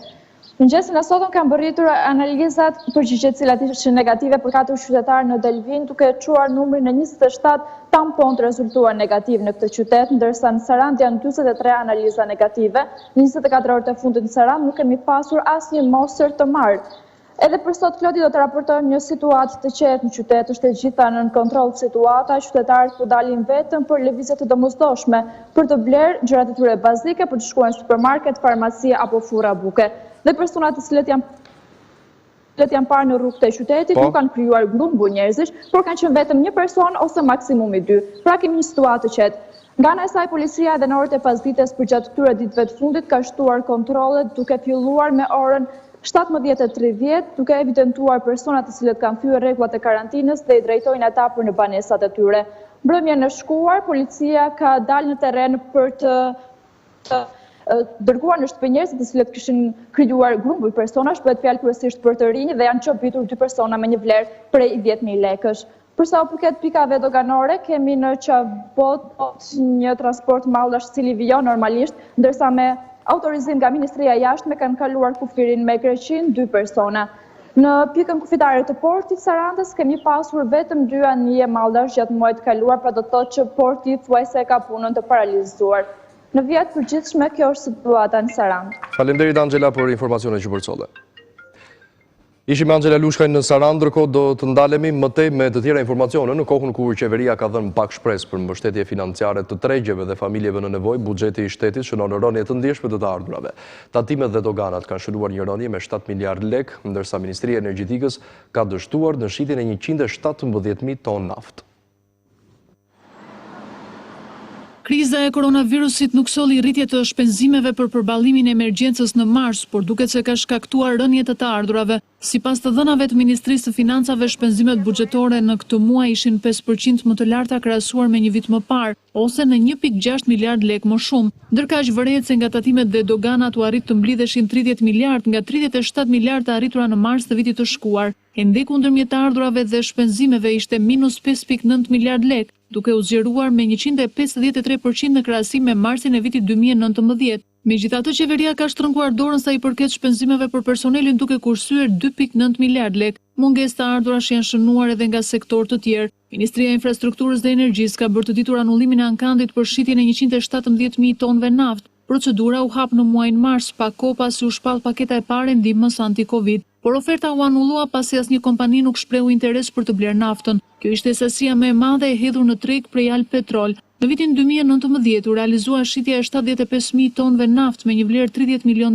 por duket se në kohën e kurrjes së tregut dhe rënies së ndjeshme të çmimit në bursa, kompanitë nuk kanë qenë të interesuara për këtë ankand, duke sjellë edhe mungesën e mëtejshme të ardhurave, ndërkaq edhe veçqeveria ende po heziton të mbështesë ekonominë, duke përjashtuar një sër biznesesh nga ndihma dhe duke lënë një numër të lartë punonjësish edhe pa pagën e luftës. Madje edhe për marrjen e kredisë sovrane, bankat janë ende të paqarta se si do të veprohet. 100 euro pritet që të paguajnë shtetasit shqiptar, të cilët do të riadheson duke filluar prej kësaj dështune nga Roma në drejtim të Shqipërisë, teksa lajmin e ka bërë me dije kryeministri Rama, i cili ka thënë se prej kësaj të ende nisi dhe prenotimet për fluturime. Duke nisur nga kjo ente, të gjithë shqiptarët që do të duan të riadhesohen këtë të shtunë nga Roma, do të duhet të bëjnë prenotimin. Dhe për të bërë të mundur kthimin në shtëpi, çdo shqiptari do t'i duhet të ketë 198 euro, ku përfshihet 100 euro fluturimi dhe 7 euro në ditë për ushqim në 14 ditët e qëndrimit në karantinë. Kreu i qeverisë bëri me dije paketën nga e cila qeveria financon 14 euro në ditë për akomodimin. Sot hapen prenotimet për fluturimet e riadhesimit që nisin të shtunën nga Roma. Paketa do të jetë 100 euro për fluturimin që do të paguen nga personi dhe 21 euro në ditë për akomodimin 14 ditor në hotel, prej të cilave 14 euro do të mbulohen nga qeveria për fjetjen dhe shërbimin me standardet anti-Covid-19, ndërsa vetëm 7 euro do të paguen nga personi për ushqimin. Nëse pagesa për hotelin do të jetë fikse për të gjithë, pra 7 euro në ditë, që do të thotë 98 euro për 14 ditë qëndrimi, fluturimi do të variojë në varësi të destinacionit. Çmimi i biletës do të variojë sipas destinacioneve, ndërsa pagesa e hotelit karantinë do të jetë fikse për të gjithë natyrisht. Shumë shtetas shqiptar kanë kërkuar ndihmë për të kthyer në atë, pasi e kanë të pamundur që të përballojnë jetesën me financat e tyre në shtetin ku kanë mbetur bllokuar. Madje ka nga ata të cilët po kalojnë ditët e netët jashtë, pasi edhe kursimet që kishin i kanë shpenzuar. Disa ditë më parë, një situatë ngjashme ndodhi edhe në pikat e kalimit me Greqinë, ku shqiptarët u lejuan të hyjnë vetëm pasi një shoqat mori përsipër pagesën e kohës së karantinimit. Që prej ditës së parë, kur hynë në fuqi masat për të mos dalë nga shtëpia, në mënyrë që të kontribuojmë në parandalimin e Covid-19, strukturat e policisë rrugore, por edhe ato të policisë së shtetit kanë qëndruar në rrugë me patrullime të shumta në të gjithë vendin për të bërë të mundur shmangjen e lëvizjeve të panevojshme nga ana e qytetarëve. Krahas bluzave të bardha që janë në frontin e parë të luftës ndaj Covid-19 prej më shumë se një muaj, edhe efektivet e policisë janë duke u përballur çdo ditë në terren me vështirësitë e kësaj situate. Florian Demçe dhe Emiliano Visha janë dy efektiv të policisë, të cilët tashmë kanë një detyrë shtesë, atë të ruajtjes së qytetarëve nga përhapja e pandemisë. Për orarin e lëvizjes kemi pasur mirë kuptim plotësisht dhe totalisht dhe faleminderit shumë për mbështetjen e qytetarëve, sepse pa ata ne nuk mund të arrishim dot që ta parandalojmë këtë lloj përhapje. Çdo ditë ata ndeshen në rrugë me qytetarë të ndryshëm, por mbetet problematike dalja e të moshuarve dhe grumbullimet në lagje. Shkelete shumta kanë qenë për moshën e tretë, që do të thotë mosha e vjetër, kemi pasur temase probleme me këtë lloj moshe. Këta lloj qytetarësh, kjo mosh ka gjetur mirë kuptimin tonë dhe po fillon ta zbatoj. Problemi tjetër ngelet me grumbullimin e të rinjve nëpër zonat, nëpër lagje, ku ne po i evidentojmë dhe po marrim masa. Shërbimin ko pandemie u ka ndryshuar jetën e përditshme, ku krahas kujdesit ndaj qytetarëve duhet kujdesen edhe për familjarët kur mbarojnë shërbimin. Jeta jonë nuk ka ndryshuar, ne jemi në punë si më përpara dhe tash, po tash duhet kemi pak më shumë kujdes, pasi kemi përballje me qytetarët në rrugë. Edhe frika se mos e çojmë virusin nëpër shtëpi. Duhet kemi pak më shumë kujdes tash. Ne shkojmë në shtëpi, ndrohemi, lëmë rrobat në një dhomë të veçantë, ku mos kemi kontakt me pjesën e familjarëve ku banojmë. Dy efektivët e seksionit Shigjeta në repartin Shqiponja në Tiranë kërkojnë bashkëpunimin e qytetarëve, pasi siç thonë ata, prioritet është sensibilizimi i tyre dhe jo ndëshkimi. Anullohet tenderi për ndërtimin e 889 banesave të dëmtuara nga tërmeti 26 nëntorit në Tiranë. Pas një argument dhe pas një të dhënë, bashkia mjaftohet me deklaratën se kompanitë që paraqiten ofertat nuk ishin plotësuar kriteret, madje as nuk ka një sqarim konkret për rihapjen e procedurës.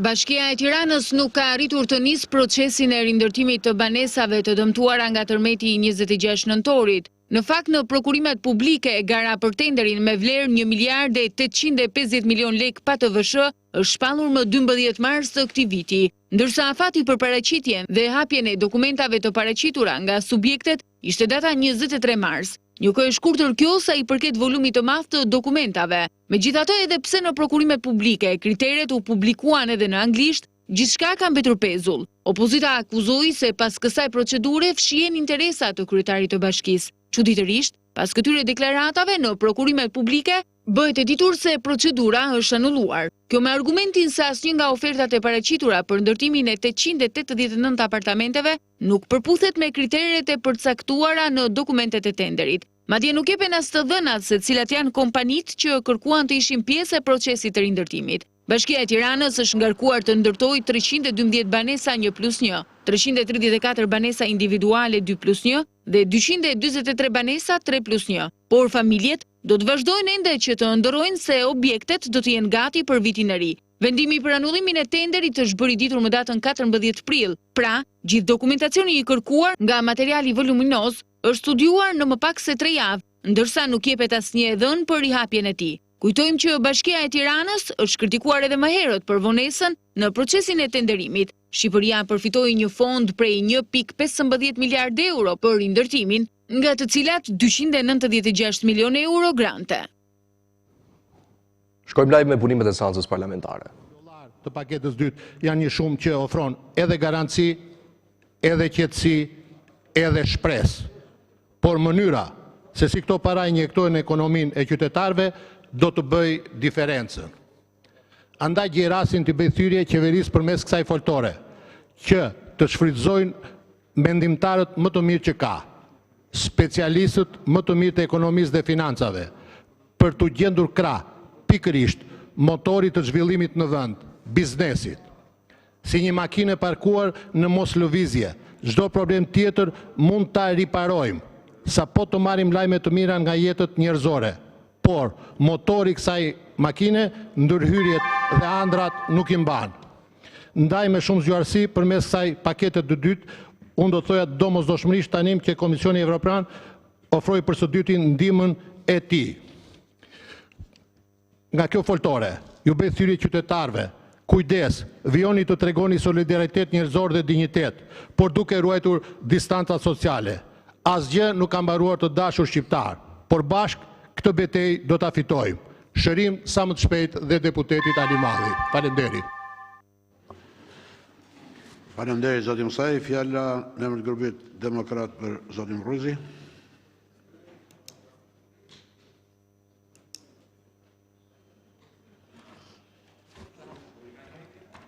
Faleminderit zoti kryetar, nderuar kolegë deputet, kudo që jeni, ka të parë, ka të dytë, ka të tretë dhe papafingot.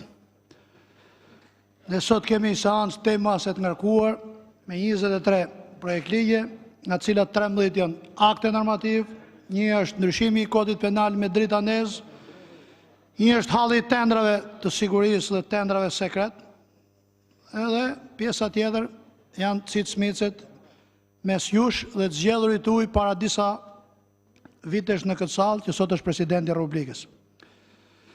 Nga 13 akte, një është për ofelent me syze, një e keni për buxhetin, një për shtyrë tatimin me të ardhurat, një për të çuar 600 burgosur në shtëpi sepse rrezikoheshin nga pandemia në burg, dhe 9 akte tjera e keni për të shtuar numrin e burgosave në burgje, për të rritur numrin e makinave të sekuestruara, njerëzve të bllokuar, patentave të hequra, 6.000 gjoba, bicikleta, mushka e gomar, nuk diun çfarë na lohet në nalim qarkullimin tuaj që e keni kthyer me zigzage si lufta e klasave në komunizëm.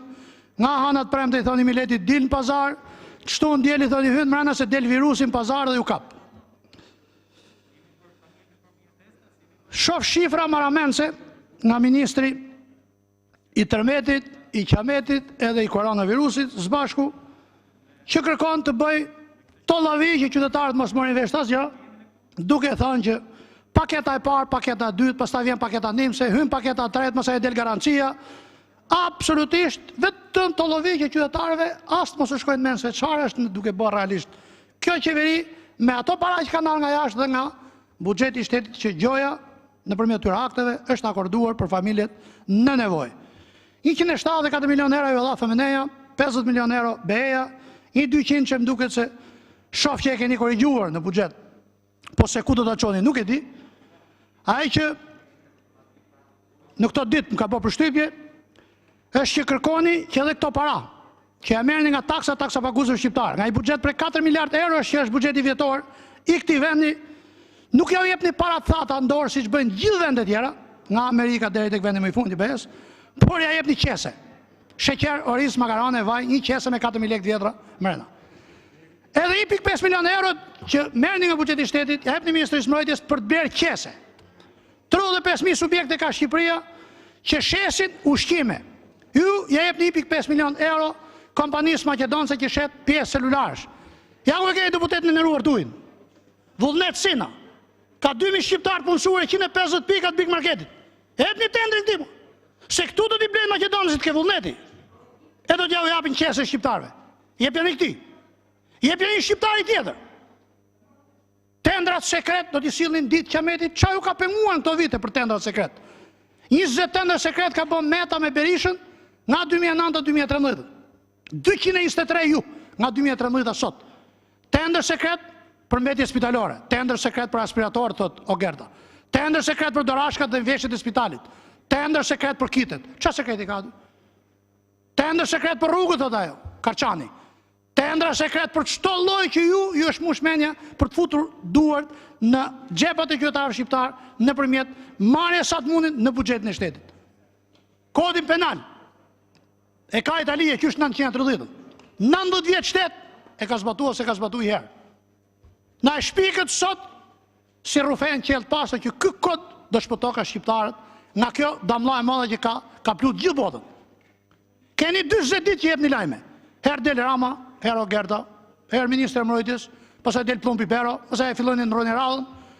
Na e një bo si Petrit Leka një spas kur jepte kohën verit. 4 pleq na i keni nxjerr, ato shikyu i Zoti. Nan Rukia 84 vjeçe. Gjyshe Sanie me gjyshi Vziun dhe nan Fiqeretja. Pse ju i shërut ata? E keni shpik ju formuni që shërohet koronavirusi. Jepi me botës. Institutet dhe laboratore prestigjioze të gjithë botën po kërkojnë ta shërojnë. Ata i rujt i Zoti e përballuan. Ju dilni me ta prej krahut sikur i shërut ju. 400 thënë janë të infektuar. Aq ka pranuar 127, aq kanë bërë testin. Unë uroj dhe shpresoj që numri i vdekjeve të jetë shumë më i vogël nga vendet që na rrethojnë nga beja. Por kjo s'është për merit as jujet, as plakave që shoqëroni, se çka ka bën nami se dalin 2 plaka nga spitali që ja hollën koronën. Ja hollën çështje imunitetit. Sikurse shumë më të ri se sa ato nanat nderura kanë lanë jetën edhe në spital tek ne, edhe në spitale tjera perëndimit. Ndaj mjaft më me propagandë dhe demagogji.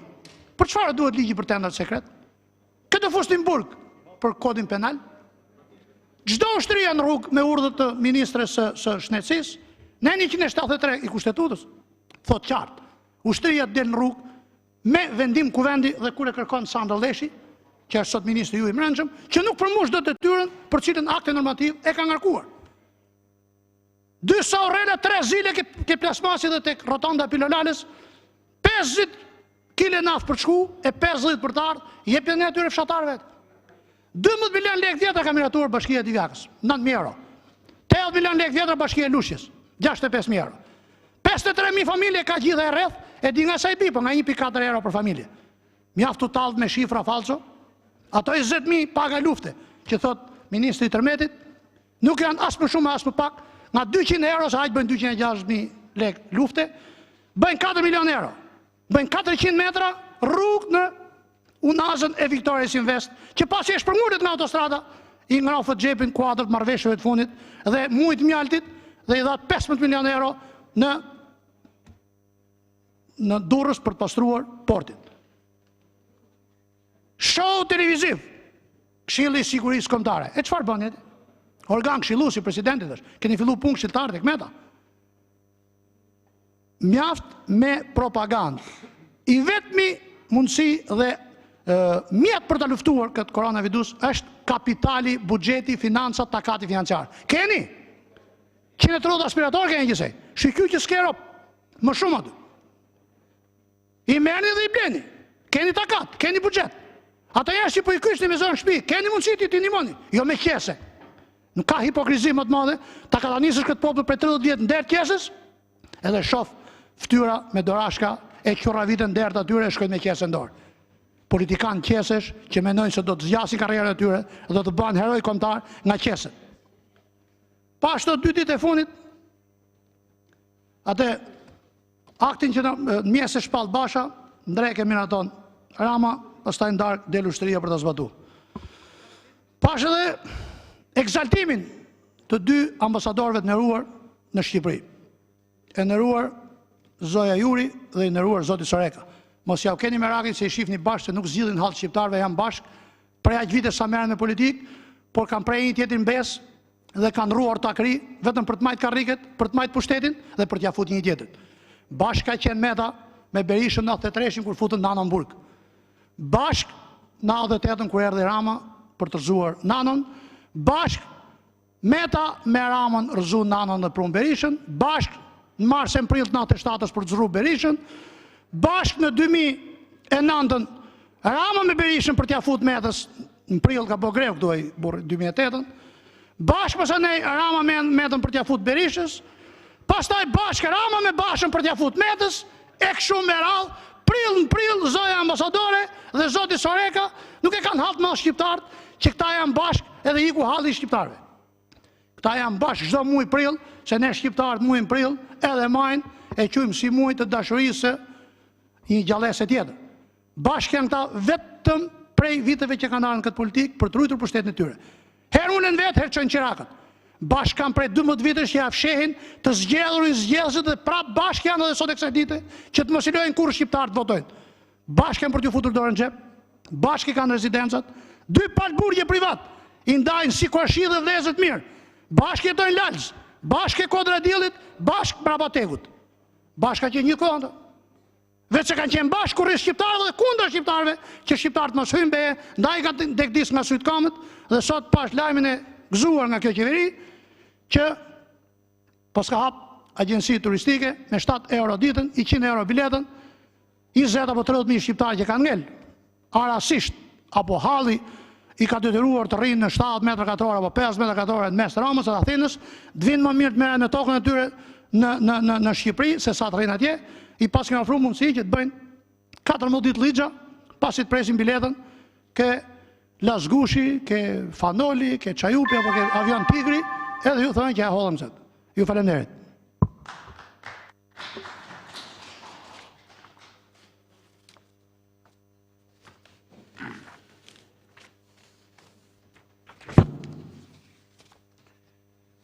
Fjala për zotin Stojku në emër të grupit Demokracia dhe Drejtësi.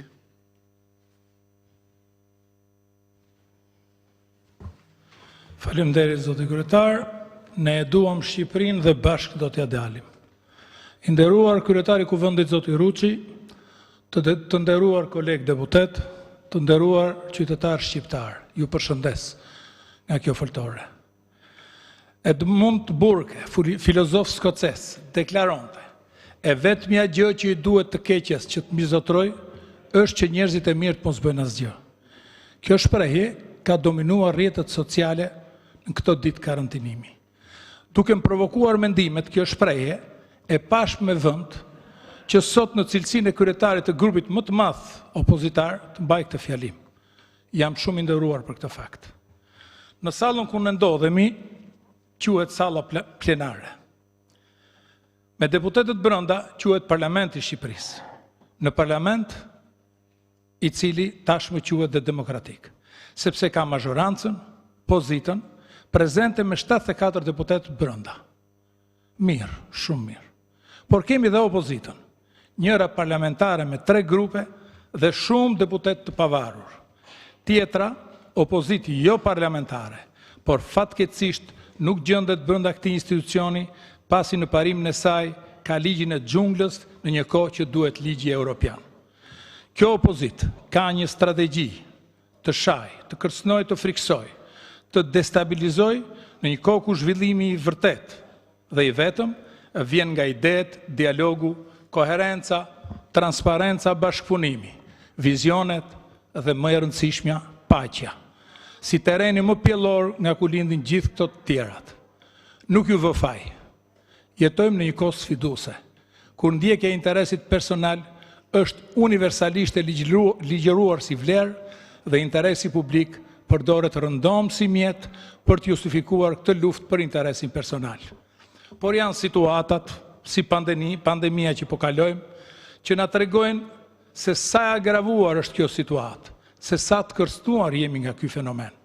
Me hidhorim dhe keqardhje për opozitën jo parlamentare, kam parë që ata janë bërë me virusin dhe jo me shqiptarët.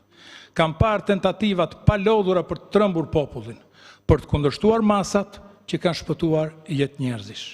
Duhet përmendur se kjo nuk është as pak fitore e mazhorancës, por e shqiptarëve. Pasi shteti, aktualisht me gjithë policinë dhe ushtrinë e saj, nuk do të kishte pasur kur e them, asnjë mundësi të aplikonte maza izoluese nëse nuk do të kishte bashkëpunimin e popullit, i cili buron nga ndërgjegja e tyre qytetare, ndoshta dhe më e vetëdijshme se ajo e qytetarëve evropian. Prandaj, dua të falenderoj me gjithë zemër, gjithë shqiptarët, dhe për këtë dua një duartrokitje për ta. Dhe t'ju kërkojmë të falur që i kemi etiketuar ndër vite si popull i pandërgjegjshëm. Ne si popull treguam një ndërgjegje qytetare të tillë, prandaj meritojmë më shumë si një mazhorancë arrogante dhe një opozit të prirur nga ligji i xhunglës. Prandaj në këto kohë karantinimi, unë bashkë me grupin tim opozitar, më të madhin në kuvend, kemi vendosur t'japim kontributin tonë si opozit. Një shprehje nga filozofi Joseph de Maistre thotë se çdo komb ka qeverinë që meriton. Dhe e pranoj, se edhe unë deri dje vetë besoja se dështimi i klasës politike në Shqipëri ishte reflektimi prapambetjes tonë shoqërore si pasojë e të shkuarës sonë të dhimbshme. Por sot më duhet t'i them Zotit de Maistre se e ka gabim. Mjekët, shoqëria civile, policia dhe ushtria, të gjithë shqiptarët që zbatuan masat, janë heroj në luftën kundër Covid-19-s. Dhe në botën e re të pas virusit, ata do të kërkojnë më shumë nga ne, nga politika. Shoqëria jonë ka përparuar, politika jo. Por pas gjithë tyre që fola, në cilësinë e kryetarit të grupit opozitar, sot në parlament deklaroj se do i dhurojmë Shqipërisë modelin opozitar që ajo meriton. Kemi diskutuar dhe vizionuar me kolegët tanë dhe jam i lumtur të them se jemi një grup i bashkuar që do të punojmë për interesin publik, jo të nxitur nga interesi personal, por nga vizioni një Shqipërie për fëmijët tanë, të cilët unë dhe deputetët e grupit që unë përfaqësoj, kemi vendosur të rrisim këtu, në vendin tonë, në Shqipëri. Mazhorancës i themi se nuk do t'ju gjuajmë me vezë, as me kput zonjash, as do t'ju fyejmë familjarisht dhe as do t'ju kërcënojmë fizikisht, por ama t'jenë të përgatitur për debatet forta konstruktive dhe për plasje ide zhvilluese dhe ta dinë mirë se do t'jemi si asnjë opozit që nuk keni hasur më parë. Jemi këtu për qytetarët dhe për vendin. Nuk do të kemi kompleks të mbështesim apo votojmë nismat e qeverisë që janë dukshëm në interesin publik, siç ishin masat e marra për pandeminë, të cilët ishin më të shpejta se të botës së zhvilluar. Por gjithashtu do të adresojmë pa u stepur asnjë moment faktin se ekonomia po përgjunjet, qytetarët duhen ndihmuar, biznesi duhet mbështetur dhe të shihet si aset kombëtar që prodhon jo vetëm vende pune, por furnizon buxhetin ton me taksa. Dhe jo vetëm do të adresojmë probleme, por do të propozojmë zgjidhje, zgjidhje, që do i formulojmë vetëm pasi t'jemi konsultuar me. Jo diskutime seancë plenare, shkëputemi për pak publicitet dhe rikthehemi me lajmet e mesditës, na ndiqni.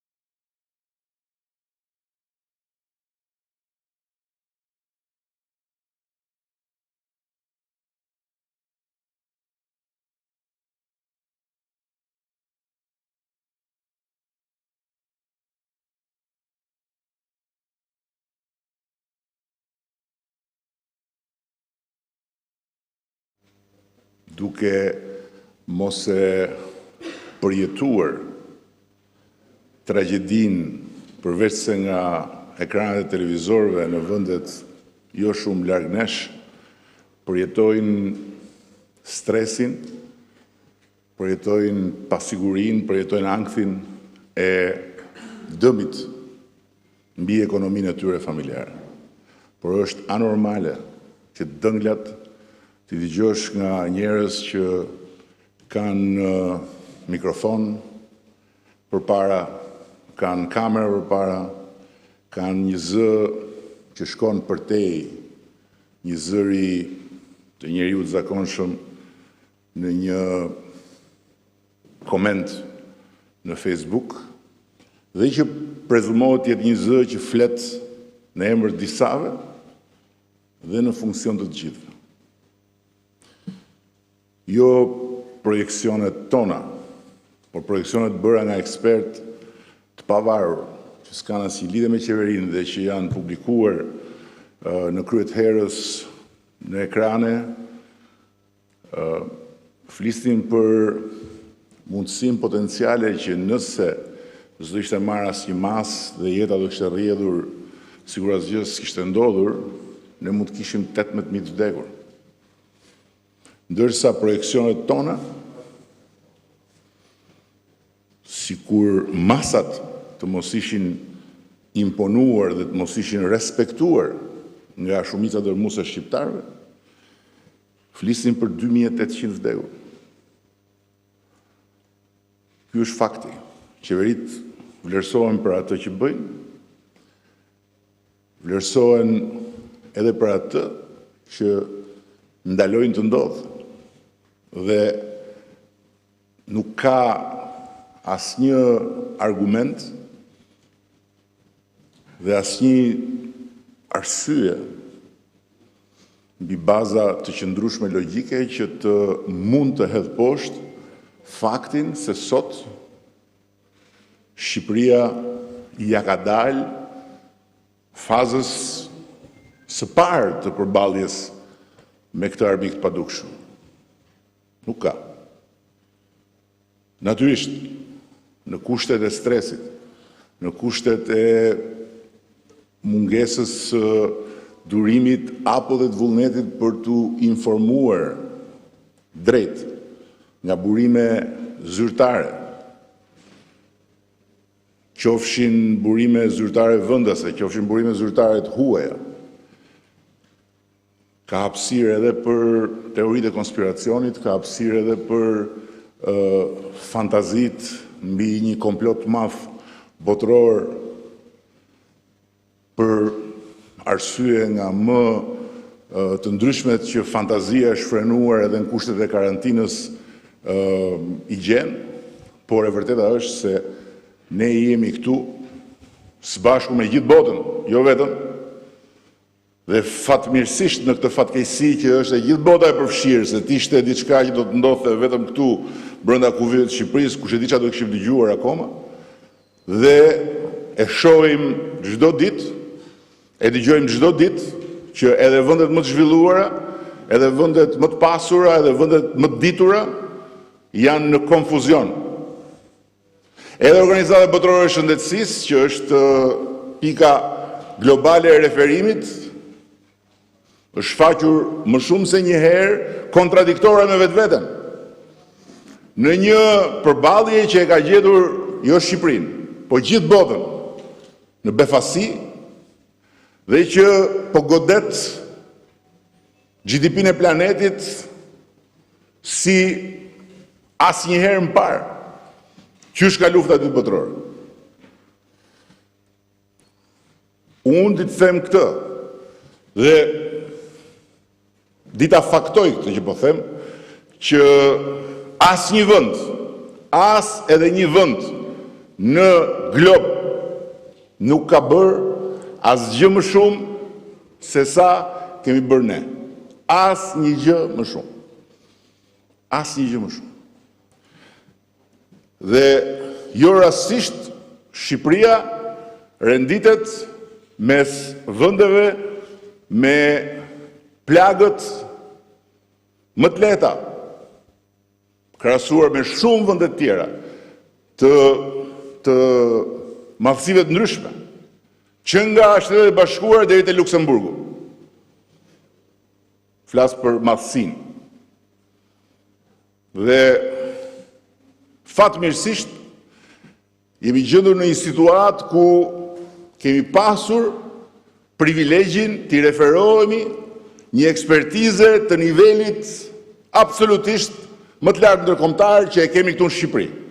Ati Komitetit Teknik të Ekspertëve, që me të gjithë strategjinë e ndjekur, falë të gjitha orientimeve dhëna, ka provuar se në këto kushte dhe për këtë fushë Shqipëria nuk ka kujt t'i ketë zili. Fare. As kujt. Nuk kam mundur të lexoj, nuk kam mundur të dëgjoj asnjë ekspert botëror që të thotë në një gjë të re ose të paditur për ekspertët tanë. Dhe natyrisht është shumë e qartë që kjo luftë ka dy fronte. Frontin e përballjes në vijën e zjarrit me armikun në trupin e njerëzve tanë, pra frontin e betejës për shëndetin dhe frontin e betejës për mbijetesën ekonomike sot dhe ribëkëmjen ekonomike nesër. Ne po e fitojmë, mund ta themi me plot gojen, betejën në frontin e shëndetësisë dhe ne do ta fitojmë edhe betejën në frontin e ekonomisë. Natyrisht me sakrifica, natyrisht me stres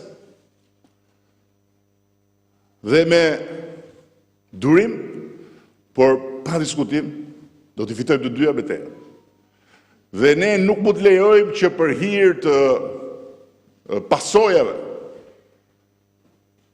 në formën e stresit që krijon një situatë ku nga njëra anë njerëzit nuk janë të kurrë, siç ishin në fillim, nga shfaqja konkrete e rrezikut, sepse nuk shikojnë dhe nuk dëgjojnë fatmirësisht se vdesin 10 në ditë, dhe nga ana tjetër njerëzit i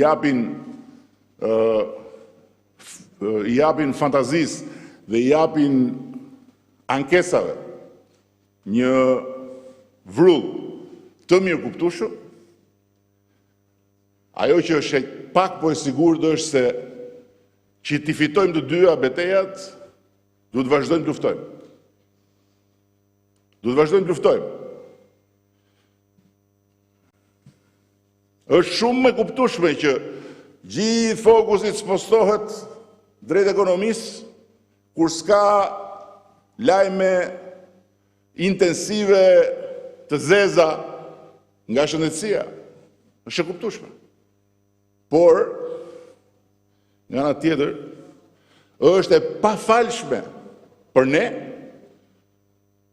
që t'i nënshtrohemi këtij presioni që vjen nga nevoja dhe që artikulohet si nxitje për lirinë, për demokracinë, për drejtat e njeriut, për t'u hapur, për të dalë, për të punuar e kështu me radhë, sepse do t'ishte eksaktësisht të hidhnim në lumë gjithçka kemi bërë deri tani dhe t'i hapnim armikut padukshëm shtegun që deri tani nuk e ka gjetur eksaktësisht se kemi bërë këto gjëra deri tani. Unë dëgjoj nga të katër anët me shumë vëmendje. Lexoj me shumë vëmendje ato që thuhen, dëgjoj edhe këtu. Flitet për vendet që po hedhin miliarda dhe për Shqipërinë që ka mbetur tek qeset. Flitet në një mënyrë që është e neveritshme. Në këto kushte. E neveritshme. Dhe më e bukur është që për qeset flasin ata që hanë e pinë dhe hanë e pinë për sëri dhe hanë e pinë sot më shumë se dje se rrinë në shtëpi, s'bëjnë as i punë dhe hanë e pinë dhe vjellin e vjellin. Ndërkohë që ata që i marrin ato qese, me që doni t'i quani qese, dhe qese e le t'i quajmë, janë falenderus, janë mirë kuptus. Nuk janë ata që janë më në nevojë, që shesin dëngla sot, po janë ata cilët janë më pak në hallë. Dhe për më tepër, ata cilët i bëjnë llogarit pa hanxhiu fare. Fare. E dini ju konkretisht se sa është shuma që presidenti i Francës ka deklaruar dje. Dje. Sepse dje ka dalë plani konkret për familjet në asistencë, në muaj, presidenti i Francës 150 euro plus. 150 euro plus. Shifër konkrete. Shifër konkrete. Për të rikje atë që thezë o zjerë jashtë. Për Zoti Morizi, mos dërri, Zoti Morizi. I kam dëgju për familjet në asistencë sociale në Francë është 150 euro plus. Dhe unë flasë me fakte dhe me shifra. Zoti Gjoni, Zoti Morizi. Qëtëso. Zoti Morizi. Qëtëso.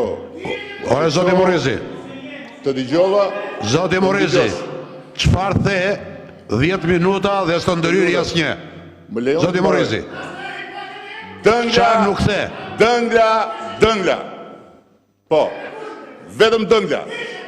Ashtu. Shqipëria Zoti Morizi ka dhënë në mbështetje të njerëzve. Të lutem dhe herë po të them, po të paralajmëroj. Nuk shkon folja 10 minuta, çfarë nuk the, nuk ndërhyri. Në mbështetje të kësaj situate 4% prodhimit përgjithshëm kombëtar. Me fakte dhe me shifra. Kur flisni këtu, po nuk e kam thjesht, nuk e di për çfarë hidhesh përpije tani, se dënglat e tua janë dëngla, po ta them dhe personalisht, por unë fola për dënglat në përgjithësi të atyre cilët hanë e pinë dhe ju qajnë hallin me demek atyre që janë më në nevojë edhe për buzin dhe tadhen tamam si në ato rrëfimet e Qrem Bej Vlorës në emër të varfërve, në emër të njerëzve në nevojë, në emër të atyre që po vuajnë. Franca, po ju ja prap një shembull tjetër. Franca ka akorduar 1.500 euro plus për mjekët në zonat e kuqe. Sa kemi dhënë ne? 1.000 euro plus për mjekët që janë atje tek infektivi dhe tek shefjet Mroqi dhe për personelin shëndetësor dhe për infermierët. 1.000 euro plus dhe 500 euro për sanitare, për shofer që janë shoferët e urgjencës. Dhe nuk po bëj krahasime me Francën, po ju them që ato që dëgjonin për televizor, ato që lexonin për portale dhe dënglat që i shisni këtu dhe që i shesin gjithë ata që s'kan ide për çfarë flasin, nuk kanë lidhje me realitetin fare. Fare. Dëgjova këtu që kush është ajo qeveri që çon qese. Qeveria italiane jep talona ushqimi. Talona ushqimi. Qeveria italiane në këtë kushte. Talona ushqimi. Pra, kur flasim, mos harrojmë ku jemi, mos harrojmë çfarë mundësish kemi dhe mos harrojmë se çfarë kemi arritur të bëjmë deri tani. Dhe njerëzve t'ju gjendemi pranë me të gjitha sa kemi mundësi, por gjëja që duhet shmangim të gjithë bëjmë është që t'ju ushqejmë mlefin, t'ju ushqejmë mërzin, t'ju ushqejmë pas sigurin, për të përfituar nuk e di se qarë. Mizerabilitetin e të qenit me demek zëri i tyre. Dhe nuk e kam përsëri me ju këtu, pavarësisht se dëngla këtu dëgjohet përsëri sot, por e kam me shumë të tjerë.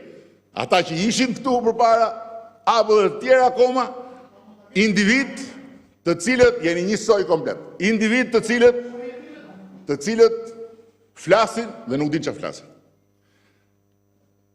Dëgjoj këtu që këta të riadësuarit t'i qojnë punojnë tokën.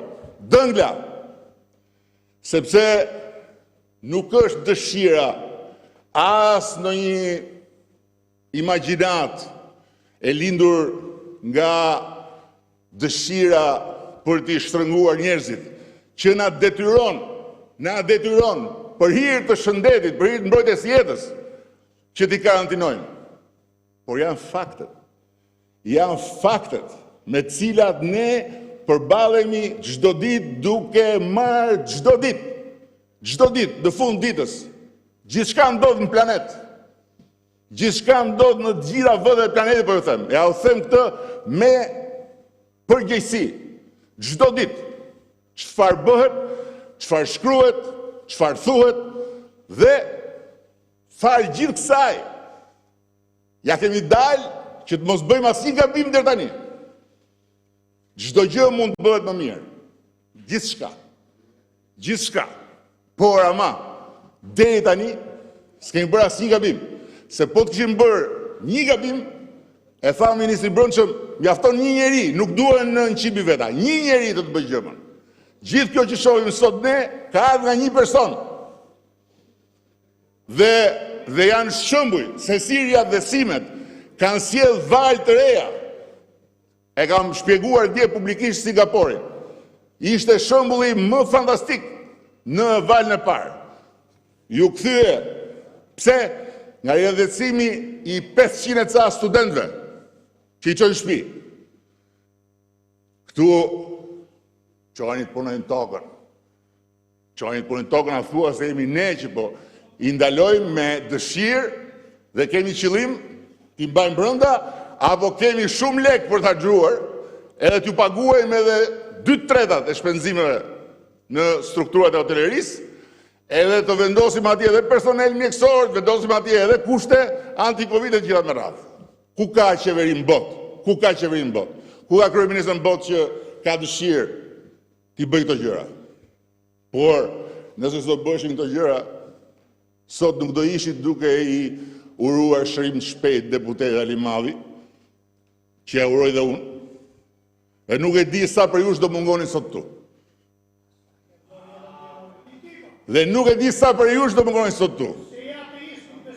Lerja Zotit, thot teologu muslim. Lerja Zotit. E tha një teolog në Iran. Janë punë e Zotit, këto tha, dhe me punë e Zotit nuk i mbyllën xhamit atje, edhe i quan gjithë pastaj aty ku sot i kanë në radhë mbi dhe se s'kan varre. Doli një ministër atje në Izrael, tha, kjo ka ardhur, tha, për të nënshkuar me mjekrën deri këtuaj. Kjo ka ardhur për të nënshkuar, tha, të pa fet. Do t'i që zuri korona atë? Si shpjegohet kjo? Bollësh.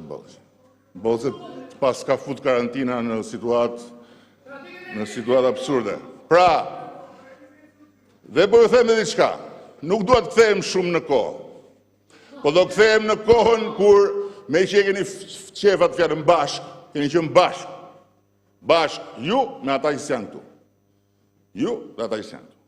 E dini ju çfarë kohë ishte ajo? Ajo ishte një kohë që kur ikëm nga qeveria, ju që sot, bashkë me ata që janë këtu, dilni dhe qani hallin e të varfërve, qani hallin e atyre që janë mendim ekonomike, i detyrohesh atyre 25 milion dollar, që nuk ja kishte dhënë fare, dhe s'kishte fare atje, as pandemi, as tërmet. Ishte thjesht pandemia dhe tërmeti i mënyrës se si funksionon ju.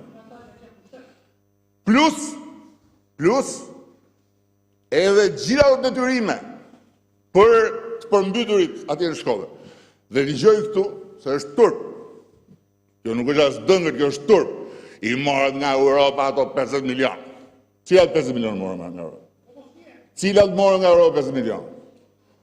Se që t'i thonë njerëzit në Facebook, kur janë të pa informuar, kur nuk e dinë si funksionon, hajde. Po t'i dëgjojnë nga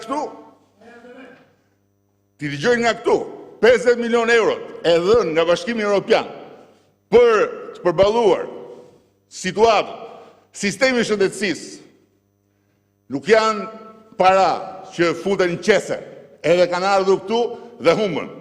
Janë një fond që do të disbursohet deri në mars të vitit tjetër. Dhe akoma nuk ka ardhur transhi i parë që është vetëm 4 milion euro. Dhe të gjitha këto që po bëjmë janë përballuar vetëm nga buxheti i shtetit. Nuk ka asnjë qindar të huaj në këtë proces. Deri tani, zero. Kjo është e vërteta. Prandaj mos i mashtroni njerëzit, mos i gënjeni njerëzit dhe filloni nga informimi i vetvetes. Se gënjeni veten ju dhe prandaj i besoni ato që thoni, edhe dukeni sikur po thoni vërtetën. Mos gënjeni veten. Flisni me fakte këtu. Flisni me prova këtu. Lëreni Zotin në punën e vet, se Zoti t'jep jetën dhe të thot të kam dhënë mendjen, tani mbro veten të të mbroj. Dihet. Ndihmo veten të ndihmoj.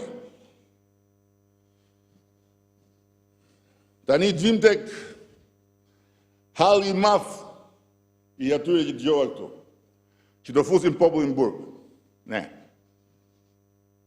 Unë nuk e kuptoj, dhe asnjëherë se kam kuptuar, çfarë lidhje ka një dënim me popullin. Mund të ma thot dikush?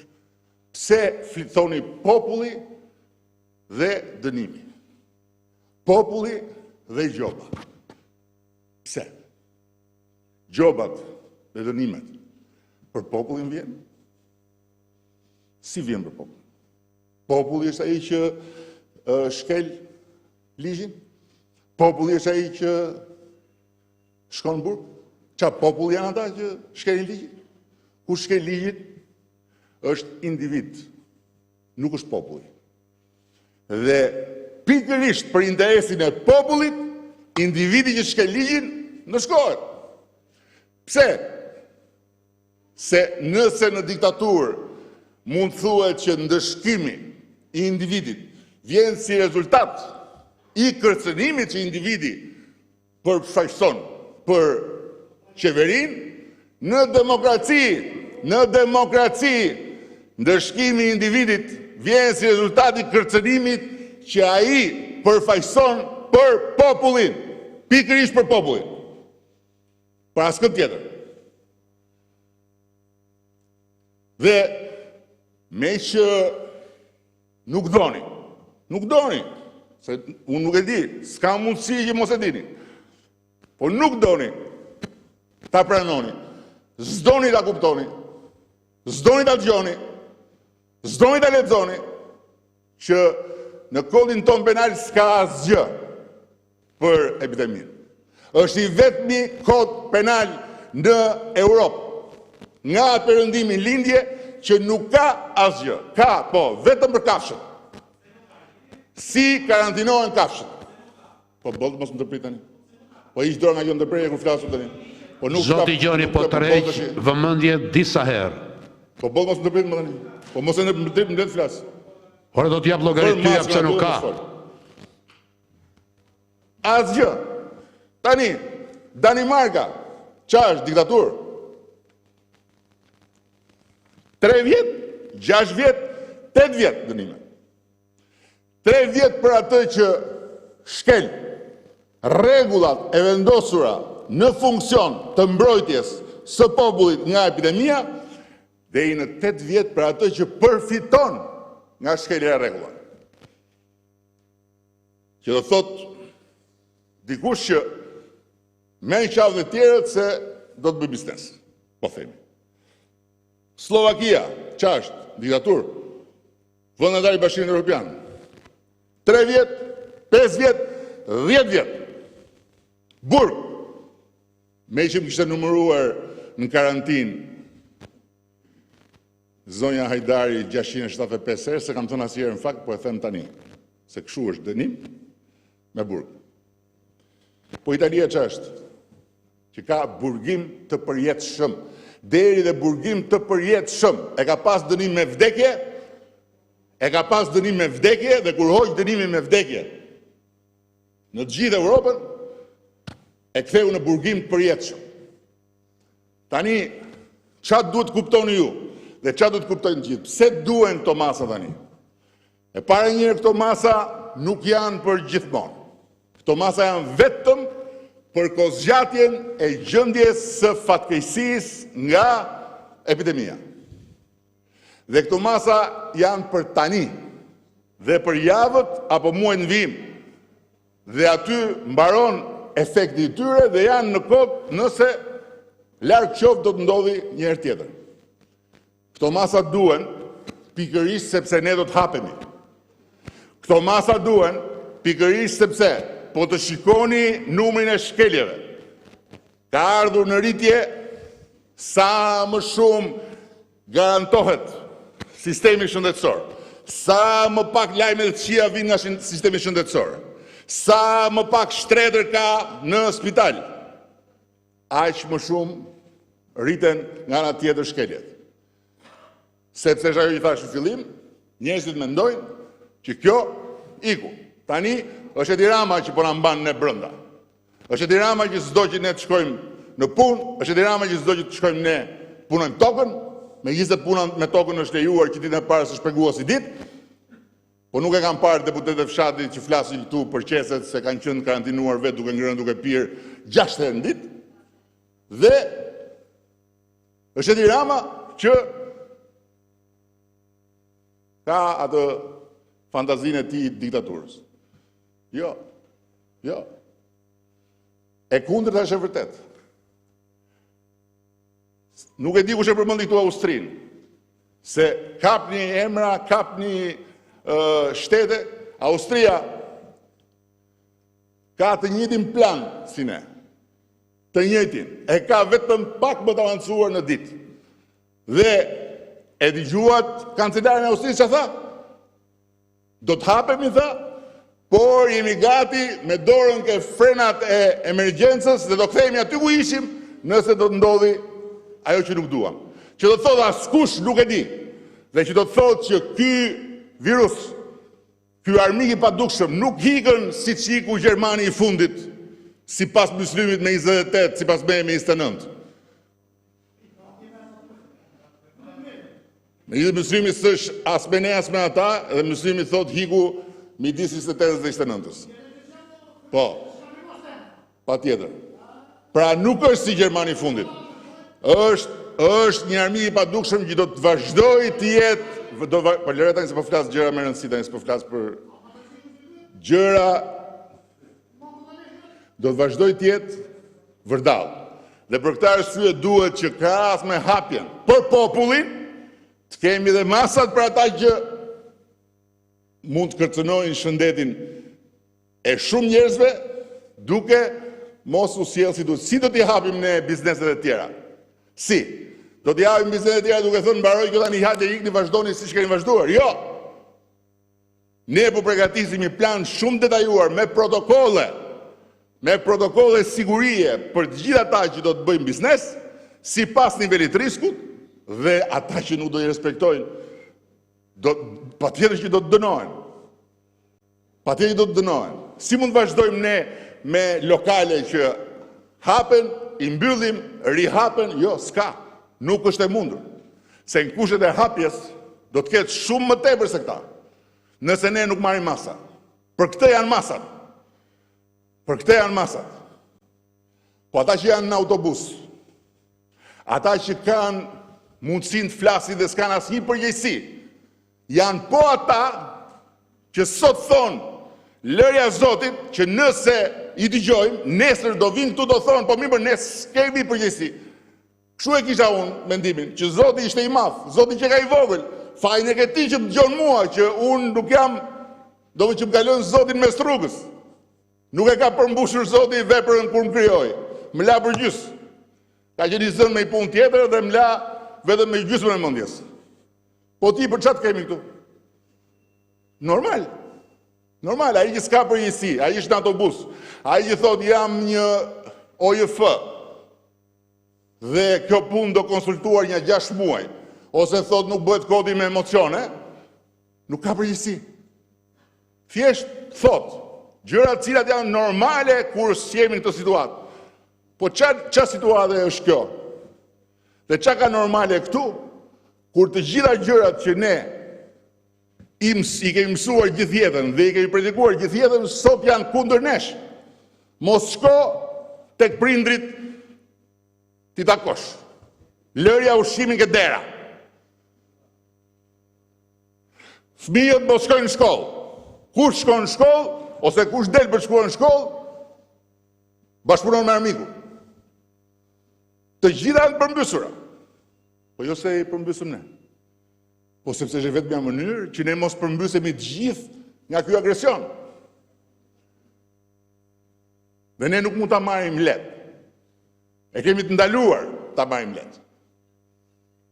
Kështu që në javët vijim do të hapemi dhe do shtrëngojmë masat për ata që nga hapja mund të sjellin përmes shkeljeve rimbylljen. Nëse ne nuk ja u bëjmë të qartë atyre që janë potencialisht shkelës, çfarë ju ndodh po abuzuar me hapjen, ata nuk duhet të jenë 100.000 veta.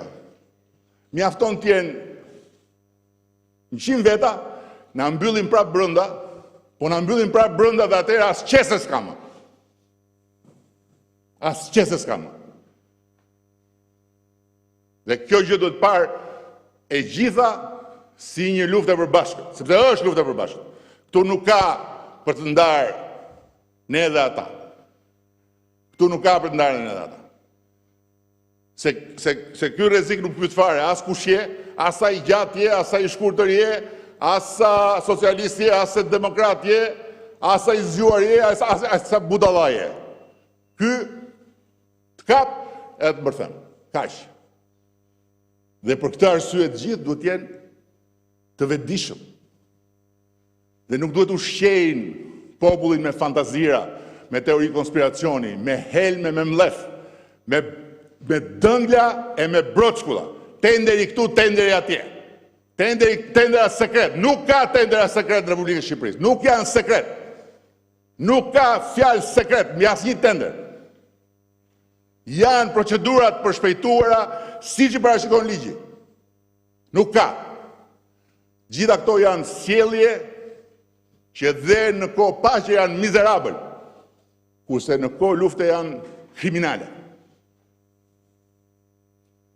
Prandaj, unë po ju bëj thirrje, mos bashkëpunoni me Covidit, votoni kodin.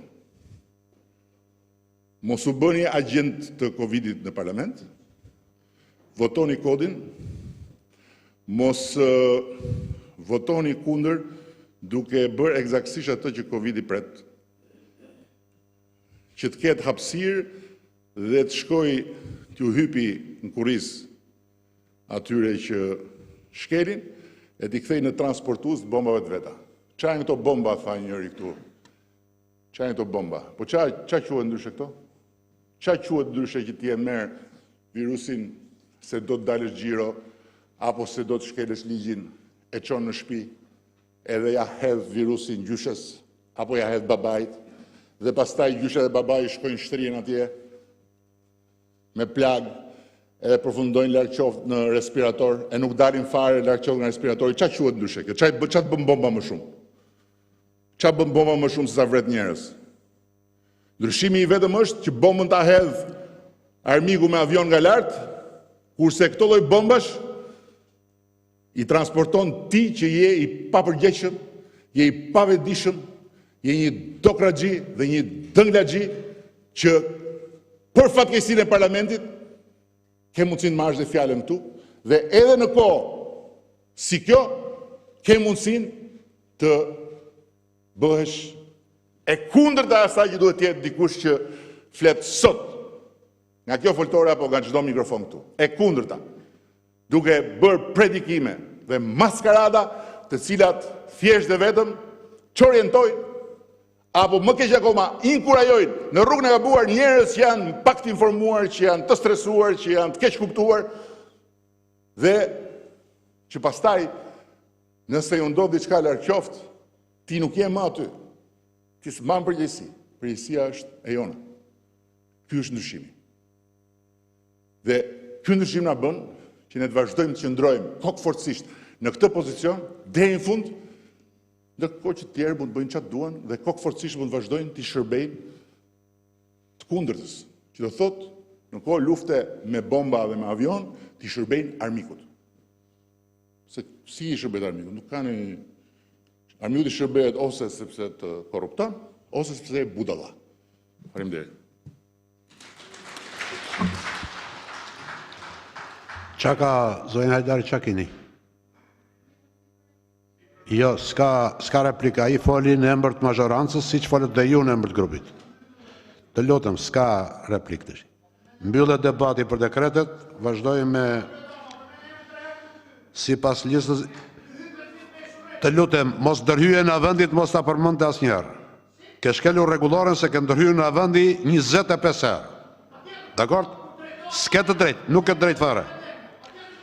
Si pas vazhdojmë me dy dekretet, fjallën e ka deputeti Roshi. Fjallën e ka Roshi. Zoti kryetar. Fjallën e ka Roshi. Ju falenderoj për këtë drejtën e fjalës. Zoti Morizi, lejoj deputetit të shpret. Desha të them që po kalojmë një situatë emergjence dhe kjo situatë emergjence kërkon masa emergjence. Unë ju them vetëm një gjë, fakte të sjella. Nëse distanca nga një person ka një person tjetër, risku për ta marrë është 1, nëse ky risk rritet 11 herë, nëse distanca nga personin në person zvogëlohet në 30 metra apo 50 metra. Dhe kur ky person largohet, pra rritet 4 metra, risku për ta prapur sëmundjen është shumë i vogël. Dhe sa të them një gjë tjetër, që masat e prapjes së koronavirusit a një person tjetër nuk janë të projeksionit aritmetik, por janë të projeksionit gjeometrik. Kjo do të thotë që nëse një person vazhdon 3, 9, 8 dhe 1 dhe vazhdon disa mira më shpejt. Pra, shpejtësia e prapjes së infeksionit është e tillë që mund të marrë për masa të kolapsit të sistemit shëndetësor. Organizata Botërore e Shëndetësisë ka qenë shumë konfuze në lidhje me shpalljen e pandemisë. E kemi thënë edhe disa herë të tjera, që shpallja e pandemisë nga OBSH-ja ka qenë shumë vonë, ndërkohë që ajo duhet të ishte bërë që në muajin në fund të janarit ose fillim të shkurtit. Dhe se masat e marra nga qeveria ka qenë në kohë për të minimizuar efektet e shfaqur nga koronavirusi. Kurba e zakonshme e koronavirusit është e tillë pra që është progresionit gjeometrik. Kurba që kemi sot për sot është e shtypur pra. Dhe kjo shtypje nuk e kalon sistemin shëndetësor në kolaps. Por kjo do të thotë, nëse ikin masat, atëre kurba ka tendencë të shpërthejë. Epidemia nuk zhduket, për sa kohë që nuk zerohen rastet. Vetëm kur të zerohen rastet, të kemi 14 ditë rresht apo 15 ditë rresht, 20 ditë rresht 000, atëre mund të themi që kjo pandemi dhe epidemi në Shqipëri është larguar. Pra pa u bërë dhe rasti fundit, pra të ikin kjo, atëre ne nuk mund të heqim masat. Dhe si të tillë, këto masa emergjence kërkojnë pra edhe këto hyrje emergjence. Unë gjej rastin të falenderoj të gjithë mjekët që kanë shërbyer në frontin e sëmundjes së Covidit, të shërbimit infektiv, profesor Lurkrajin, Arjan Harzhin, Pumpi Peron, Najeta Çomën dhe shumë të tjerë, Instituti Shëndeti Publik, laboratori, mjekët e familjes, që ka qenë në barë të kësaj, drejtorin e emergjencës kombëtare që ka qenë një risi për të triazhuar të gjithë rastet e marra dhe ka nevojë për ekzaminime. Gjej kohë të them që terma të tilla, shëndet publik, epidemiologji, sëmundje efektive, vaksinator, të përmendura kaq shumë këtë javë të marrin vëmendjen në dur, Pasi edhe vështirësitë që këta persona kanë pasur vitën e parë u është hequr. Është koha që kjo vështirësi në punë me infeksionet të rikthehet dhe të marrin pagesën që meritojnë. Sepse risku për të infektuar personelit mjekësor është i lartër. Ka mjekë në Shqipëri dhe personel mjekësor që vuajnë nga hepatiti C vetëm sepse janë të sëmurë apo hepatiti B nga këto sëmundje efektive. Prandaj nuk është nevoja vetëm për shpërblime morale, por edhe shpërblime materiale. Nga ana tjetër, desha të them që ka ardhur koha t'i kthehet mesazhit natyrën e vet. Think globally, act locally. Veprimi që bëjnë shqiptarët sot me mjedisin është katastrofik. Të shpallen për mua akte terroriste, djegja e pyjeve, prerja e pyjeve, dëmtimi i lumenjve dhe gjithë natyrën që kemi në Shqipëri. Pasi globi po kalon në ekuilibër të çekulibruar. Ndoshta ky virus do ikim, viruset e tjera do të shfaqen. Edhe masat që do të marrim duhet të jenë të tilla që edhe globi të shfaqet me sjellje tjetër. Po përjetojmë një epokë apokaliptike. Ky ekuilibër i vendosur për miliona vjetësh midis njeriu dhe natyrës është në kërcënim. Është në kërcënim nga ndotja e mjedisit, rritja e hidrokarburëve, prerja e pyjeve dhe kjo ndotje mund të shfaqë pra viruse të tjera më të dëmshme. Dhe shpejtësia e virusit është e tillë që nuk kemi gjendje të përgjigjemi. Sot është koha që të gjithë ne, profesionistët e shëndetësisë, politikanët, të kemi një zot vetëm për t'u dhënë këtë shembull popullit, pa një mesazh të vetëm, të respektojnë të gjitha detyrat e dhëna nga OBSH-ja, task forca lidhje me distancimin fizik, jo social, distancim fizik të tyre. Që të gjithë njerëzit, rastet e dëshura të karantinohen, ato të izoluara, të pozitive të izolohen plotësisht, derisa sëmundja të shfaqet, pra të mos shfaqet më në Shqipëri.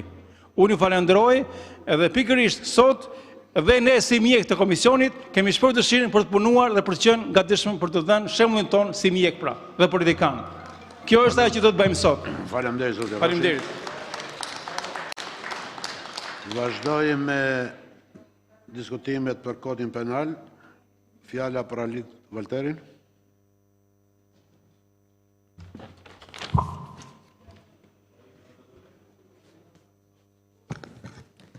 Nderuar kryetar, nderuar kolegë deputet, nuk është as pak e lehtë flasësh dhe të bësh politikë në kohë lufte, por të paktën tani që po i besoj asaj që kurrë nuk e kisha besuar që të gjithë krahët politik po bashkohen në kohë lufte, ashtu siç i takon të jemi të gjithë bashkë.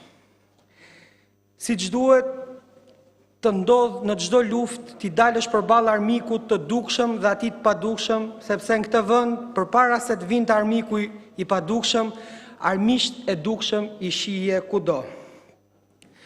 Ndër të tjera, nuk u befasova as pak kur shija sojën e të marrëve që fërkuan duart, festuan me orkestër e fantane kur u shfaq rasti i parë me COVID-19 në Shqipëri. A thua edhe a thua se shohin tek virusi tjetër, i cili tashmë është në një bashki të re, është nga Mallakastra. Midis tyre, 6 prej tyre kanë qenë personel shëndetësor. Deri në këto momente janë testuar 4.827 persona dhe prej tyre janë konfirmuar me COVID-19 518 raste. Mëngjesin e sotshëm ka humbur fatkeqësisht jetën një 64 vjeçare nga Tirana, e cila ka qenë në gjendje kritike për jetën prej 2 javësh në spitalin Shefqet Ndroqi, ku është edhe përkeqësuar gjendja e saj shëndetësore. Ajo ka bërë arrest kardiorespirator dhe nuk ka mundur t'i rezistoj kësaj sëmundjeje. Gjithashtu, ajo ka pasur sëmundje bashkëshoqëruese, të cilat e kanë bërë atë një person me risk. Gjithashtu, përveç 24 rasteve pozitive që ne ju informuam, 26 persona janë shëruar, të cilët janë nga qytete të ndryshme të vendit dhe ku numrin kryesor e mban Shkodra me 12 raste të shëruara. Deri më tani, ju informojmë se në spitalin infektiv janë shtruar 34 persona, 5 prej të cilve janë në terapi intensive. Në spitalin Shefqet Ndroqi janë të shtruar 9 pacient, ku 5 prej tyre janë në terapi intensive dhe 3 prej tyre janë të intubuar. Pra në të dyja spitalet po marrin shërbim shëndetësor 43 pacient. Fatkeqësisht, në këtë betejë e kanë humbur luftën e tyre për jetën 26 qytetarë, të cilët kanë qenë me smundje bashkëshoqëruese pavarësisht përpjekjeve të shumta të stafit mjekësor. Harta e prekurve shtrihet në disa qytete të vendit, ku numri kryesor mban Tirana, e pasuar nga Shkodra, Durrësi dhe Fieri. Por raste ka në Elbasan, ka në Kavaj, ka në Korçë dhe më pak raste në qytete të tjera të vendit.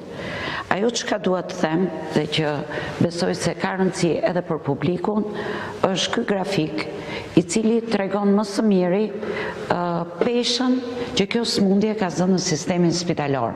Pra vetëm 11% e atyre personave të cilët janë testuar kanë qenë të smur me COVID-19 dhe janë të hospitalizuar. Pra vetëm 11% e këtyre pacientëve janë hospitalizuar. Pra pesha në sistemin shëndetësor nuk është pesha më e madhe e mundshme që ne prisnim. Pra, dhe po të shikoni, kemi 52% të shëruar. Pra, është një smundje e cila duhet kapur herët, duhet pasur kujdes, por që edhe shërohet. Dhe ky është një lajm i mirë dhe numri i vdekjeve është 5%. Ne do donim të parandalonim çdo vdekje, por fatkeqësisht është një smundje virale, një smundje emergjente, një smundje e re, ku jo çdo vdekje mund të parandalohet. Por të krahasuarit me të shëruarit, kjo është një numër tepër i vogël. Pavarësisht se, siç e thash, ne na dëm për çdo vdekje e cila ka ndodhur. 32% persona janë të vetë izoluar, pra janë persona të cilët e kalojnë smundjen ose asimptomatik, siç e tham, në Shkodër kishim 60% të rasteve asimptomatik, ndërsa ose kanë shenja të lehta të smundjes dhe të cilët ndiqen nga mjeku i familjes në bashkëpunim me strukturat e shëndetit publik për të përsaktësuar kur këta persona mund të largohen nga vetë izolimi. Pra ky grafik tregon më së miri gjendjen e smundjes në vendin tonë në lidhje me shërimin, pra në lidhje me të ardhmen, në lidhje me peshën në sistemin shëndetësor dhe në lidhje me atë çka ka ndodhur deri tani. Ju faleminderit. Edhe në kohë lufte a pandemie, përveç rasteve të parashikuara me ligj. Neni 17, paragrafi 2 Kushtetutës citon se kufizimi të drejtave dhe lirive të parashikuara në Kushtetut duhet të jetë në përpjesëtim me gjendje që ka diktuar atë. Pyetja që ngrihet këtu është: a ndodhemi përpara një gjendje të tillë? Për mendimin tim as pak. Ne nuk mund të krahasojmë me shtetet evropiane si Italia, Spanja apo Britania e Madhe, të cilat për shkak të vdekshmërisë së lartë në 24 orët e fundit mund të marrin masa të tilla në lidhje me gjendjen e diktuar. Ne fatmirësisht nuk e kemi këtë gjendje. Neni 17.2 Kushtetutës përcakton qartësi se këto kufizime nuk mund të cënojnë thelbin e lirive dhe të drejtave të njeriut, dhe në asnjë rast nuk mund të tejkalojnë kufizimet e parashikuara në Konventën Evropiane të Drejtave të Njeriut. Ky akt normativ për amendamentet Kodit Penal që synon ndëshkimin me burg të qytetarëve që shkelin rregullat e karantinës, i tejkalon këto kufi të parashikuara nga Konventa Evropiane të Drejtave të Njeriut në të dy aspekte, si në amendamenti për dënim me burg të individit, ashtu dhe në caktimin e masës së tij. Ne nuk mund të barazojmë kurrësi me masat e dënimit të një individi jo mbartës të COVID-19, që shkel rregullin e karantinës me një individ që kryen vepra penale me rrezikshmëri të lartë si vrasje apo vepra të tjera të kryera. Ndodhemi përpara një nisme e cila jo vetëm që nuk është e nevojshme, por i krijon qytetarëve shqiptar dhe një barë shtesë më të re ndaj luftës kundër koronavirusit. Kjo është ajo e panikut, si dhe kufizimi arbitrar të lirisë, të sankcionuara me ligj në Kushtetut dhe në Konventën Evropiane për të drejtat e njeriut. Në emër të sigurisë, ne nuk mund të cënojmë lirinë që kemi kaq të shtrenjtë për shqiptarët. Jam i mendimit që kjo nismë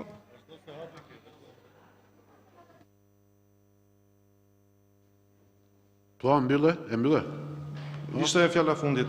Jam i mendimit që kjo nismë ligjore është në shkelje çdo liri edhe të drejtë të çdo shqiptari dhe si e tillë duhet të rrezuar. Shumë faleminderit. Të paktën mos thuaj të drejtën tënde, se ti dhe unë nuk e shkelim, të paktën përjashtonën e dyve. Artur Roshi, fjala për juve.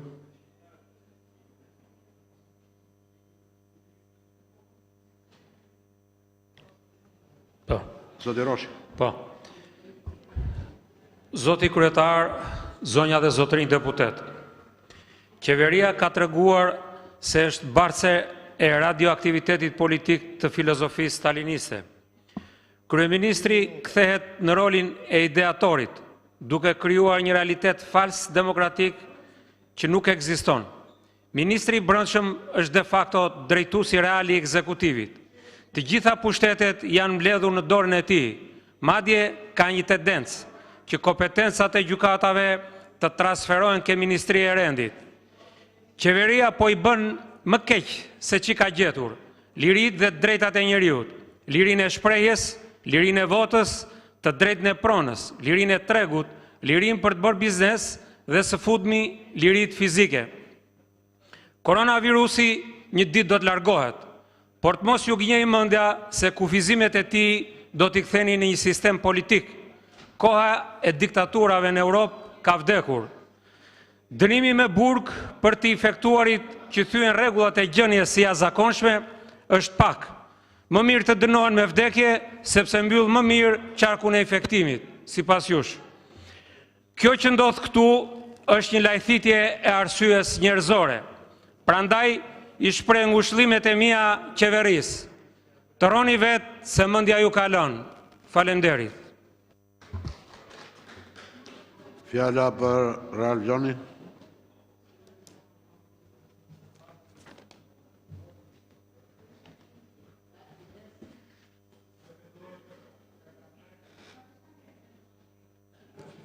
E ka prekur, është dezinfektuar kjo, nderuar kryetar? Se ka folur bajraktari. Atëre për gjithë qytetarët shqiptar që të kuptoni çfarë po ndodh, teatri psikologjik i bajraktar Tat Baba Edi Ramës.